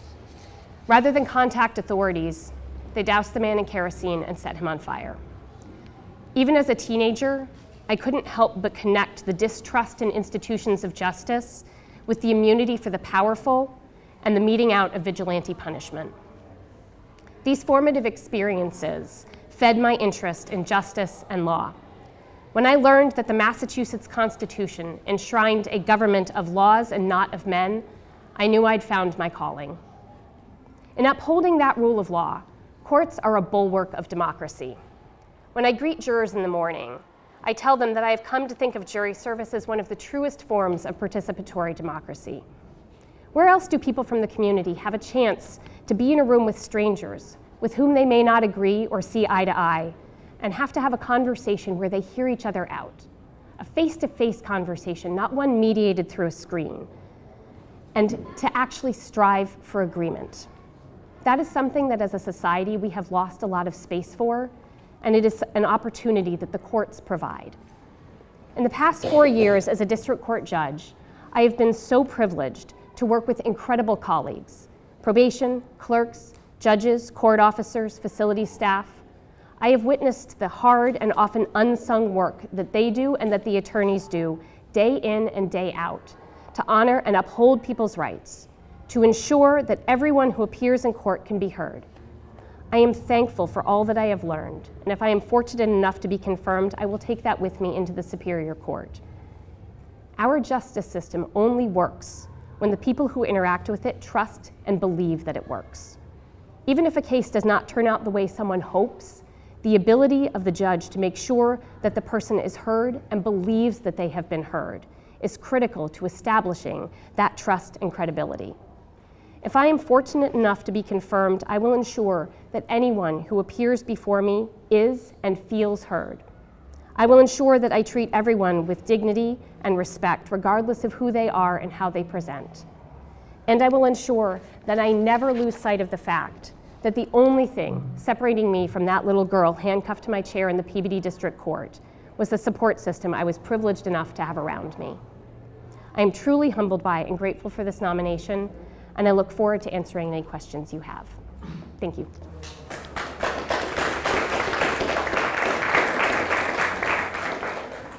Thank you. We'll begin with Councilor Kennedy. In about 27 minutes, we're going to be voting on you, I expect. I think this hearing's going to go very, very fast. And I'm really looking forward to voting yes. Thank you. I've had the opportunity to get in front of you many times. Councilor, can you use the microphone? I didn't want anybody to hear me. It's for the live You didn't know what I said? It wasn't good. You know, I was just commenting on how many times I've appeared in front of you since you got on the district court. It's been quite a bit, and you've always done a fantastic job. You're always engaged. You always listened. In just watching you in court, you're always kind to everybody in the courtroom, no matter who they are. And I hope that follows through in Superior Court. I think it will. The thing that has impressed me the most, and I remember them from your first hearing, is your parents and how proud they look. They're just beaming over there. Got here, so I'll be voting for you. Thank you. At 12 o'clock. I appreciate it. You already knew that anyway. I had a sneaking suspicion. Yeah.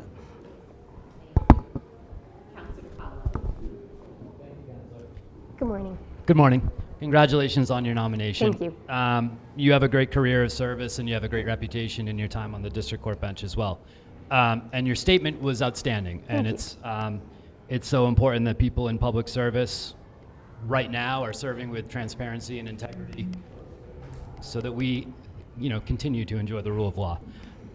You wrote really thoughtfully in your application about something people don't talk about much lately, and that's the Harvard study on racial disparities in criminal sentencing, commissioned by Chief Justice Gantz. That study's a few years old now at this point.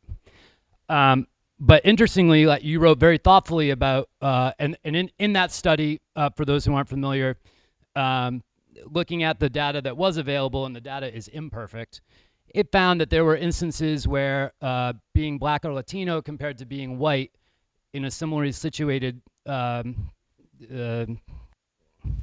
situation potentially face longer sentencing.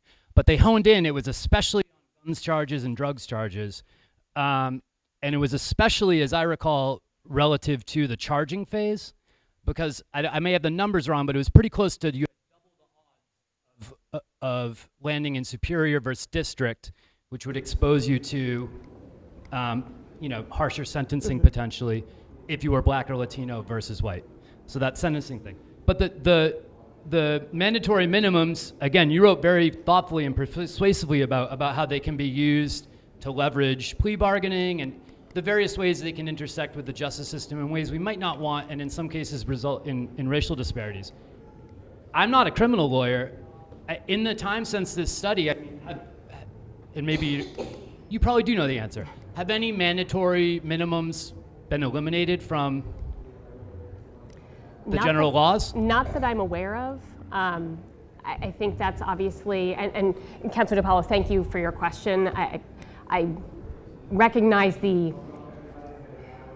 insufficiency of the data that we had in the Harvard report, and obviously it's a few years old. I think the concerns about disparities in sentencing remain, coming in part from charging decisions.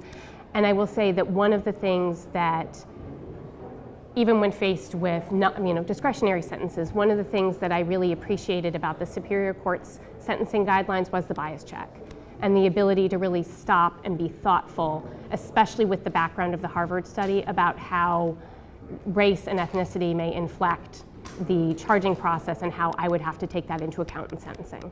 I'm very proud of the way our courts have approached this topic. And I think progress continues to be made.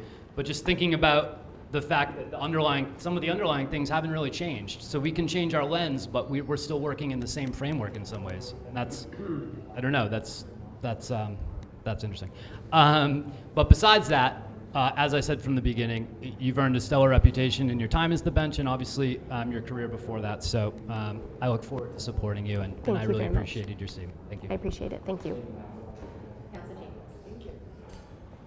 It's good to see you again. I want to congratulate you again on the nomination, and thank you for coming out and sitting down with me. I appreciated you taking the time to come out my way and really enjoyed getting to know you and the conversation we had. I don't have a ton of questions for you, but I do have a few. And I want to start actually by jumping off of Councilor DePaulo's questions as sort of a secondary next step question around mandatory minimums, more so even sentencing where there is discretion that you have. And just to give you a framework of where this question is coming from, I certainly don't know as much about it as I want to, but I dedicate a number of days a year visiting prisons and talking to incarcerated folks, but also correction officers and superintendents and those who manage the prisons. And when I can, I bring judges along with me because I think, and this is sort of a secondary question we'll get to, but I do think it's really important that our judges are familiar with the institution to which they are sentencing and don't operate based on assumptions, but the realities of what really is available, what really the experience is. But this first question actually comes from an experience with a Superior Court judge touring a prison, and the questions that she was asking that I really hadn't given much thought to before, but the answers she was getting were so interesting. And one of the questions she focused on was around the difference from the superintendent of that prison's perspective when a judge gives and she uses the example, a 5-year sentence versus 5 years and a day. What's the impact of that? And the answer we got was actually really interesting in terms of sort of a mental shift from the incarcerated person on whether or not they dig in on the transformative opportunities, the programming, the education, the other things, versus run out their good time. And so I'm sure someone with more expertise could articulate all of that more and better. But I'm curious, from your perspective, how much thought you've given to things like this, how much you will consider those factors when thinking about sentencing. And then the secondary part, how much experience have you had visiting the prisons as a judge? Would you be motivated to make that a regular part of the work that you do and how you approach it? And I just want to give you an opportunity to. And Councilor Jacobs, thank you so much for the question, and I really enjoyed my drive out to North Adams and our meeting. It's really a beautiful drive. So starting with the first part of the question, I think things like whether it's parole or probation, the opportunity to engage in rehabilitative work is incredibly important. That I think one of the challenges with mandatory minimums, going back to Councilor DePaula's question, is that there isn't that same incentive structure to engage in that rehabilitative work if you know that you have that set of time that you have to do no matter what. And especially having come out of a probation background, I really do believe in the power of the rehabilitative work of probation and parole. So certainly, I think a 5 to 7 versus a 5 to 5 in a day or 7 to 7 in a day offers that opportunity to an incentive structure for someone who's incarcerated to engage in that programming that's available. And in terms of whether or not I'm familiar with the state prison system, I, having been at the Attorney General's office for 11 years, represented the Department of Corrections on a number of occasions and had an opportunity to go to a number of the facilities. So it's something that I'm familiar with and something that I would be more than happy to, since I know some things have changed since the years that I've been there, I'd be more than happy to do that again.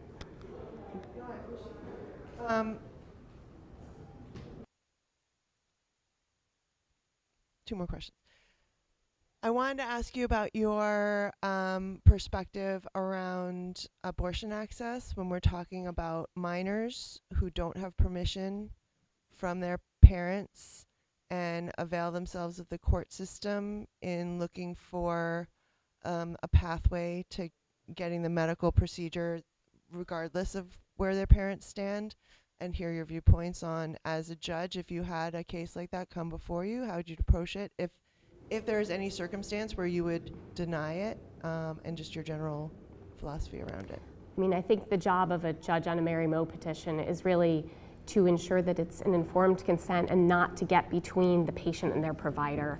And I think that as a judge, what I would want to do is ensure, frankly, coming to court for anyone can be a traumatizing experience, particularly when we're talking about a minor making that decision. I would want to make it as non-re-traumatizing as possible. So that's what I think my role would be. So just as a follow-up on that, is there any instance where you would deny? Nothing comes to mind, but I can't predict all circumstances. But certainly, assuming that it's informed consent and meets the standards, I can't imagine that there's, at this point, a circumstance that I would. I appreciate that. The last thing I want to ask you is your thoughts around what role restorative justice or the kind of work specialty courts do in the district court level, where there might be a space for that in Superior Court from your perspective? I think that's a fascinating question. I know that when I was at probation, one of the things that probation had been working on is that same kind of access to wraparound services in Superior Court, because there weren't designated specialty courts. So it's certainly something that if there's the access and opportunity to do that, I would love to be invested in. One of the things that I was starting work with in the past couple of years was the emerging adult population in district court, and I think it's incredibly important work where that is where the greatest bang for the buck effectively is in terms of the elasticity of the brain and the possibility for change. No, I really appreciate that answer. Thank you so much. It's been really a pleasure getting to know you, and I don't have any further questions for you today. Thank you. Councilor Ferreira. Thank you. It was a pleasure speaking with you and meeting with you. I've read your writing samples, which are pretty in-depth, especially the one with the civil one, a 14-page decision. It's a lot in the district court. Very well thought out and reasoned. And the motion to suppress, when the police didn't video, I read that decision as well, and well reasoned again. So it's odd for us to get somebody that's equally learned in civil and criminal law. So you are special in that regard, and I appreciate you applying. And to be quite candid, it used to be something where people wanted to go from the district court to Superior Court, and now there's not many like you who want the added work. Because I was a Superior Court law clerk, and that work goes home with you, and some judges are working 12 hours a day for sure. So I appreciate all your service to the Commonwealth. Councilor Kennedy, I've never go north of Boston. I see all the courts you've sat in are north of Boston, so I've never been before you, but Councilor Kennedy is a huge fan. I know Judge Petropoulos was with you yesterday, and she was very impressed with what she saw and wanted to give you a shout out on my way up here this morning. She called me. You're going to make a great judge. And I would just ask for one thing, that you hold particularly insurers' feet to the fire and make them try cases. And don't give the extension on a med-mal case when the lawyer says, I'm sorry, I can't do a trial for the next 18 to 24 months. There are other people in the office that could try the case, actually. So I would ask you to hold their feet to the fire, make them try cases, and not make people wait, 4 to 5 years to get a trial on a med-mal case or a similarly situated, serious, important case. So thank you. Thank you for your service. Thank you.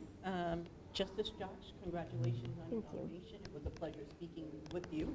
You definitely qualify. I like the fact that you worked in probation, similar to me. So I know that you understand the importance of reducing recidivism, but also advocating for victims at the same time. I am grateful that you had shared your testimony as far as the incident that happened with the restraining order. And one thing that that I'm intrigued by is that you did not run away from the incident, but you more or less corrected the process of it and making sure that you put your best foot forward to make sure that doesn't happen again. My question for you would be, what steps would you take to ensure public confidence in the judicial system? Good morning, Councilor Sippel, and I really appreciated speaking with you. Thank you for the opportunity for that. I think the best way we can really promote confidence in the system is to be as transparent as possible. And one of the reasons, to Councilor Ferrera's point, one of the reasons I wrote so much is because I think it's important to explain how we reach a decision. Whether that's a self-represented litigant or someone with vastly experienced counsel, I think it's incredibly important to explain how we got to a decision. And when a person is self-represented, to explain it in terms that are not overly legal and caught up in jargon, because it's important for everyone who comes into a courtroom to understand not only what the decision is, but how they got there and feel like they were treated fairly throughout the process and that they were heard. And I think that's, to me, one of the chief ways of ensuring that we have that trust in the system. Thank you. Just wanted to say thank you for your service. Thank you for continuing wanting to work for our judicial system so that we can make an imperfect system a perfect system. Thank you. Thank you. Is this working? I think so. Yes. Okay. I'll proceed as if it is. It's really good to see you. I really appreciated and enjoyed our conversation. I just want to ask you a couple of questions. You spoke about your work on the District Court Race and Ethnic Fairness Committee. And you said a couple of things that I want to bring everyone's attention to and just ask you a little bit more about. One is you said white people need to step up. I completely agree with you. White people everywhere need to step up and step up now. And one of the other things you said, and this is what I want to ask you about, is you said that work informed your search and seizure perspective. Can you just tell us about that? Sure. And I really appreciated our opportunity to meet and our conversation. I will say one of the things that I've appreciated about the diversity of my colleagues, both particularly at probation and on the bench, has been understanding the life experiences of talking with folks, whether it's on the Race and Ethnic Fairness Committee or other colleagues, because as, frankly, a white person from the suburbs, my experience of what interaction with police is like may be very different than a colleague of color. So having those conversations and having that work on the Race and Ethnic Fairness Committee has really informed how I look at what constitutes, a reasonable suspicion, and what constitutes reasonableness in that context. So having that broader lens and that increasingly informed perspective has absolutely guided how I approach the search and seizure work. Thank you so much. I don't have any further questions. I was incredibly impressed with your application and by our discussion. I look forward to voting for you. Thank you. Thank you. Councilor Ayala. Thank you very much. I just want to follow up what Councilor Ferreira mentioned about continuances. What was your position generally on the district court about continuances? I think every situation is unique. I understand that, and good morning, Councilor Ayanel, thank you for the question. So I understand that lawyers are people. When I practiced and we were up against a wall and a judge denied a continuance, that means a lawyer might be working 24 hours straight to be able to tackle something. So I understand that people are coming in with a variety of demands on their time, and that I'm always cognizant of that. And I'm also balancing it with whether it's a criminal case, the need of evidence not to go stale, victims to have their day in court. So it's always a balancing act, but I am always mindful of the demands on the attorneys. I appreciate that, but try to be more specific. Sure. Councilor Kennedy, good friend of mine, he's in maybe multiple courts all week. So give me a sense. I mean, what type of reason, maybe he didn't get paid. He's not going to tell you that. Well, I get paid, Chris, before I show up. Let's be clear about that. Well, that's my You want me there, that's happening. That's my point. He wants a continuance. So I'd like to get a better sense, because it's a big issue. It's a big issue for people, with all due respect for my other good friend, Councilor Ferrara, when he says, put your foot to the fire. So what if it takes a year, 2 years? You're not going to get fired if you allow continuances. So I'm trying to get a better sense. To me, my point is, again, assume this, that even let's say both sides want a continuance, and it's the third continuance and the fourth continuance. What are you like? What are you going to do? And they're going to say to you, well, I got another matter somewhere else. And you're going to say, okay, when was that case on? Why that one? I want to get a better sense where you are on continuances.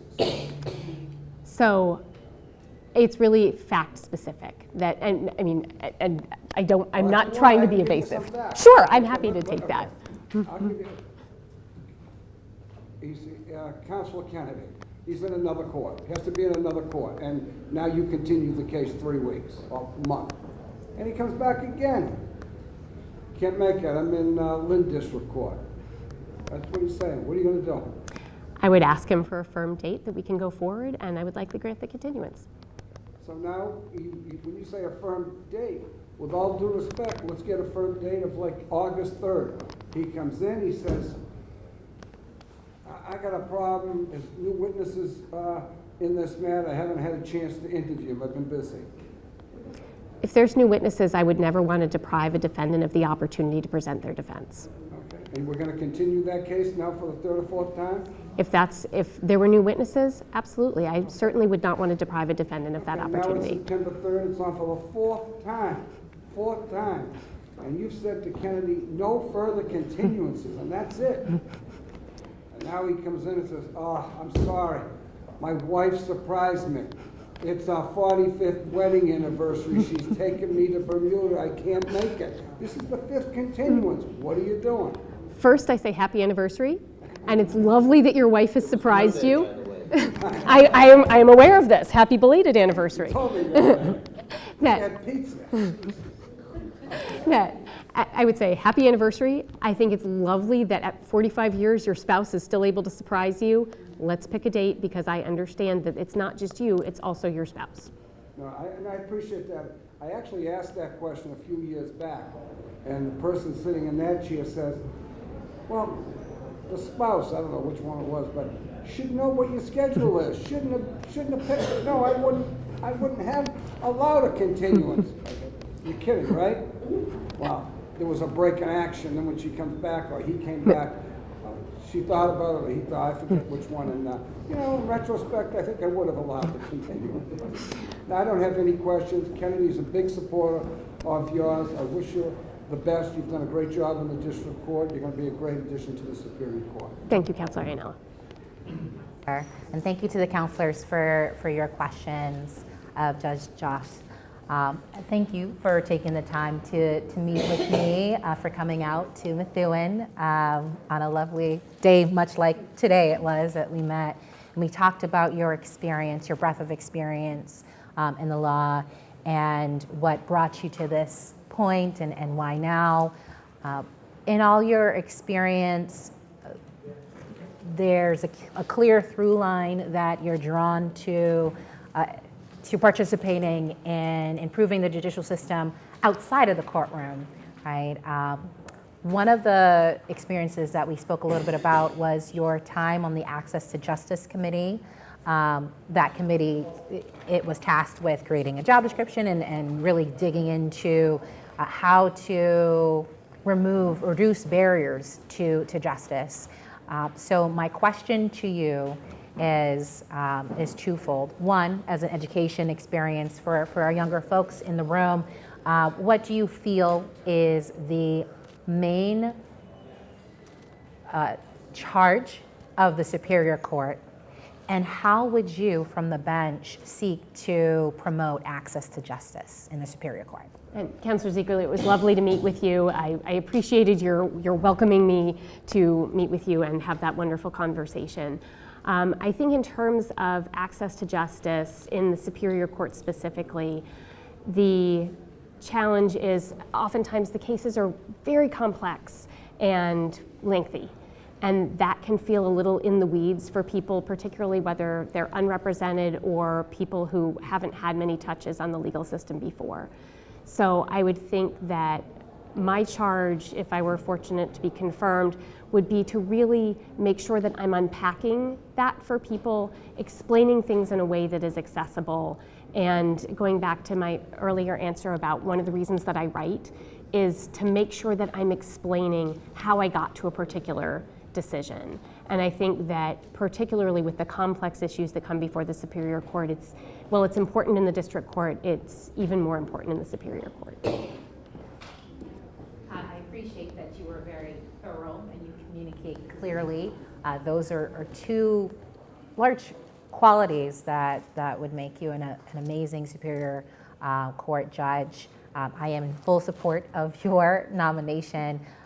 This is a unique and special occasion in which we are going to be voting today in a few short minutes, and I encourage my fellow counselors to be in support. I also want to note that we are in this historic building in this original council chambers where history was made many years ago. So with that, I will close this hearing and say thank you. Thank you very much. Good luck. Good luck. Thank you. If you could welcome LG now, if you want. At this time, I'd like to welcome the Lieutenant Governor of the Commonwealth to begin our assembly. You guys need a minute? No. We'll go right into it. I was like, no, we don't. Thank you, LG.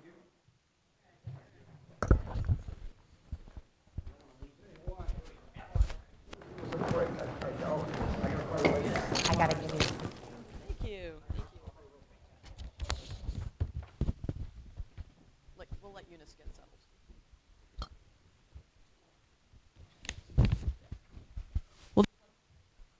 We'll just let folks get settled.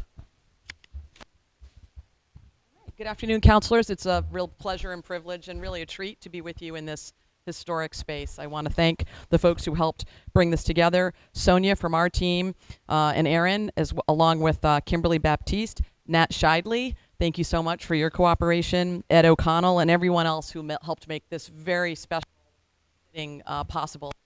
Given the 50th anniversary of democracy, and being able to hold this meeting in the place that witnessed so much of it is really important.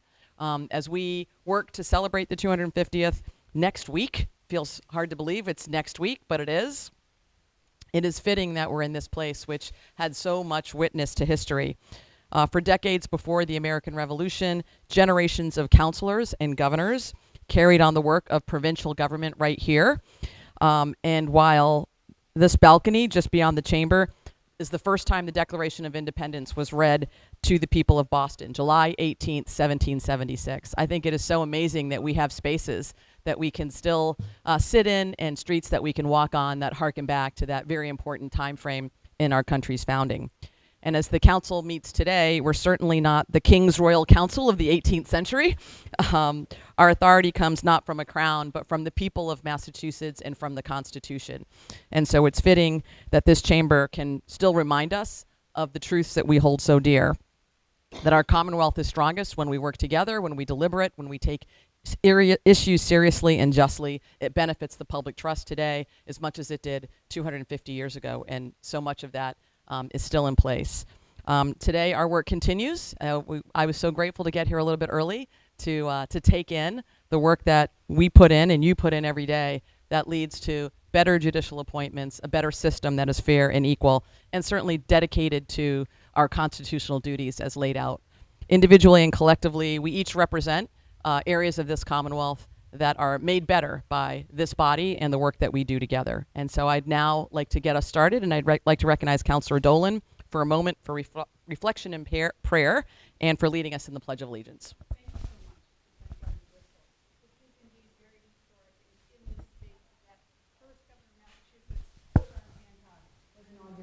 And the Governor's Council stopped serving the king and began to serve the people. At that time, it may have been unimaginable to them that the Governor's Council would look the way it does today, with women and people of color. That the Lieutenant Governor would be a woman. That the Governor of the Commonwealth of Massachusetts would be a woman. But in that time, we've held on to our true purpose, our core purpose, and it's expressed in Article 29 of the Massachusetts Declaration of Rights.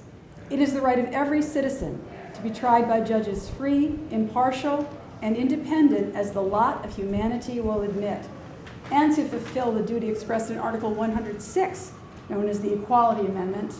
Equality under the law shall not be denied or abridged because of sex, race, color, creed, or national origin.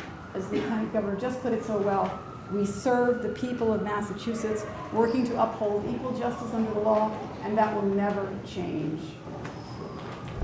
I pledge allegiance to the flag of the United States of America and to the republic for which it stands, one nation, under God, indivisible, with liberty and justice for all. As we begin, I'd also like to recognize the many folks in attendance today. We've got a filler crowd, a filler room than we normally have, and particularly the many clerks and law students who are here today as guests of Councilor Ferreira. And with that, I know they work closely with you, Councilor Ferreira, and so maybe we could ask you for our first motion to record advice and consent for the financial warrant. So made, Governor. Is there a second? Second. Seconded by Councilor Ziegler. All those in favor? Any opposed? The ayes have it.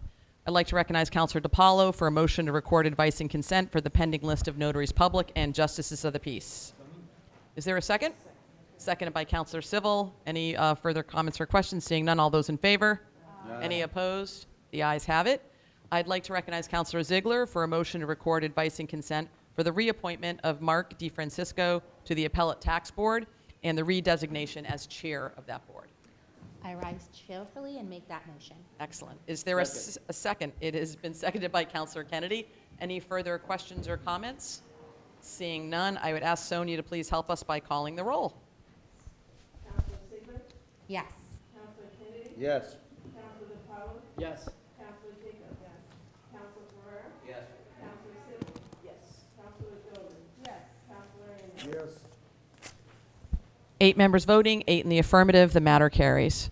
I'd like to recognize Councilor Dolan for a motion to record advice and consent for the appointment of Zachary Hillman to the position of Associate Justice of the Appeals Court. With tremendous pride and pleasure, I so move. Motion has been made, seconded by Councilor Ferreira. And I know these are appointments that we've already had full hearings on, but if there are any other questions or comments, we take them at this time.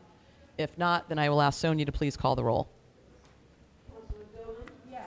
Councilor Anella? Yes. Councilor Ziegler? Yes. Councilor Kennedy? Yes. Councilor DiPaolo? Yes. Councilor Jacobs? Yes. Councilor Ferrer? Yes. Councilor Civil? Yes. 8 members voting, 8 in the affirmative. The matter carries. I would now again like to recognize Councilor Ziegler for a motion to record advice and consent for the appointment of Sarah Jones to the position. I'm sorry, Joss. Let's make sure we got the name right. I just took that all in. Sarah Joss. We'd have to do it all over again if we didn't get that right. I do rise in support of the nomination and encourage my fellow councilors, as I stated earlier, to support this nomination. It is very well deserved. Motion's been made and seconded for the appointment of Sarah Joss to the position of Associate Justice of the Superior Court. Any other questions or comments? Seeing none, I would ask Sonia to please call the roll. Councilor Ziegler? Yes. Councilor Kennedy? Yes. Councilor Pollard? Yes. Councilor Jacobs? Yes. Councilor Ferrer? Yes. Councilor Siddle? Yes. Councilor Dolan? Yes. Councilor Yes. Arabella? 8 members voting, 8 in the affirmative. The matter carries. Even with Councilor Kennedy's delay, we knew yet another reason why he would not be going to Bermuda or the Bahamas if he needed a deferment because of his wife planning that trip. I think our business is concluded at this point, so I'd entertain a motion to adjourn. So moved. Motion made by Councilor Ziegler. Is there a second? Seconded by Councilor Dolan. All those in favor? Any opposed? Aye. We stand adjourned.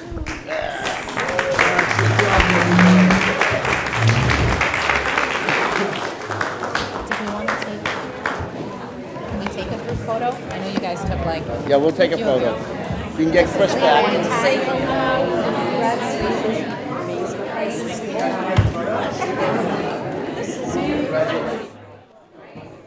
Terry.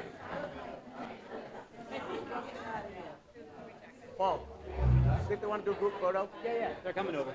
They do want it. Terry, did you take it? What do you ask me, Emily? Oh, oh, really? Yeah. Well, this probably do both.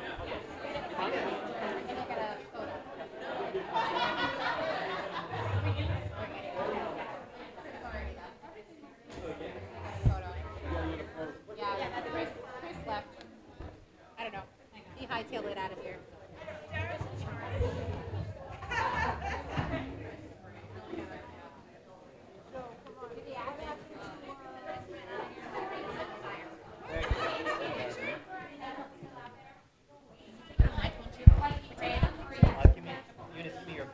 We're getting Chris back. Okay. He was like going that way, like, you have this stuff, and I'm like, "Where's the picture?" And he's like, "Tell Chris to come back." I just texted him. Hey, go over there. If I could have everyone move down this way. He's coming back. He's left. He left. He's out. Gone. It's gone.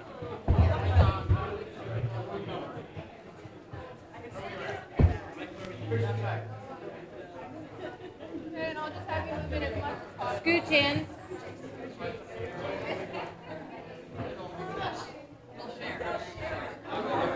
I got you. I got you, Council. Can you hop around on the other side? Other side. Sorry, we're picking on you. You gotta go over there.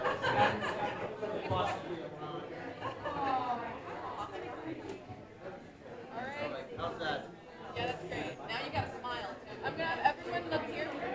Everyone look here. 1, 2, 3. Look at Emily. Yes, thank you. Now look at me. 1, 2, 3. 1, 2. Jesse and Nara. Wait, and what about the nominees? No, just come on. Yeah. Let's get you guys on. Do a lot of them. Right in the window. Have you look here? 1, 2, 3. I almost just make it. Thank you. Thanks, Emily. All right. Good idea. You want one? Yeah. Judge Joss. Your phone. I was going to take it. Judge Joss. Oh, he has my Thanks, Aaron. Judge Hillman. Can you come back over here?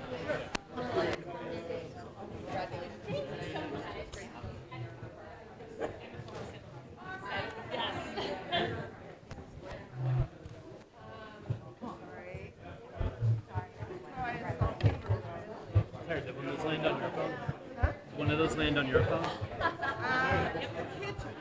Oh, okay. Oh, that's true, yeah. Was one of those on your phone? Yeah, I'm gonna send it. Thank you. That's all I've ever.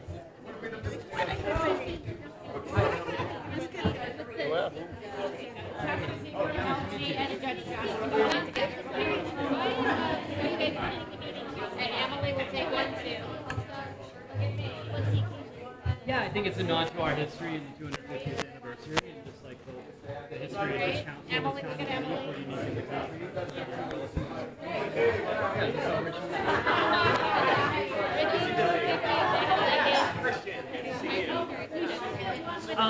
It was thought of that way, but it wasn't like part of any larger coordinated 250 celebration. It was internally like doing the council. An interesting thing.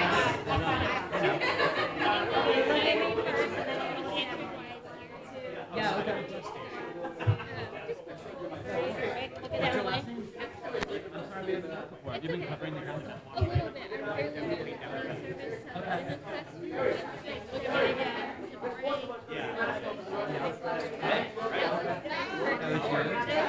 What an interesting introduction to the council. Okay. Are you new in general to Santa Cruz, or are you specifically to this time? Okay, sorry. Just my point of inquiry, we used to have Sam Duran used to cover us for a while. And then there was like, it felt like there was a lag, or someone was kind of assigned to us, but not really. I wasn't sure, but that's why I'm here. You're the new person? Okay. So, I'm sorry, so what was the question?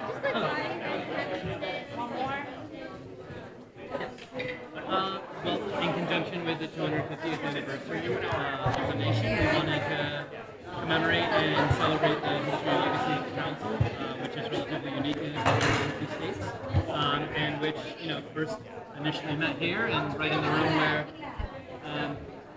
the Declaration of Independence was first read out the window to the people of this. Pleasure to meet you as well.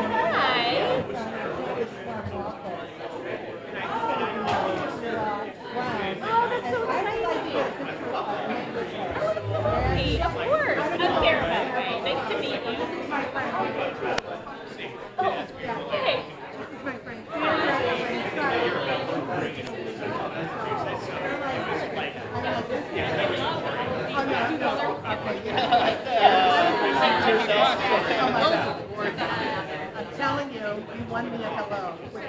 Okay.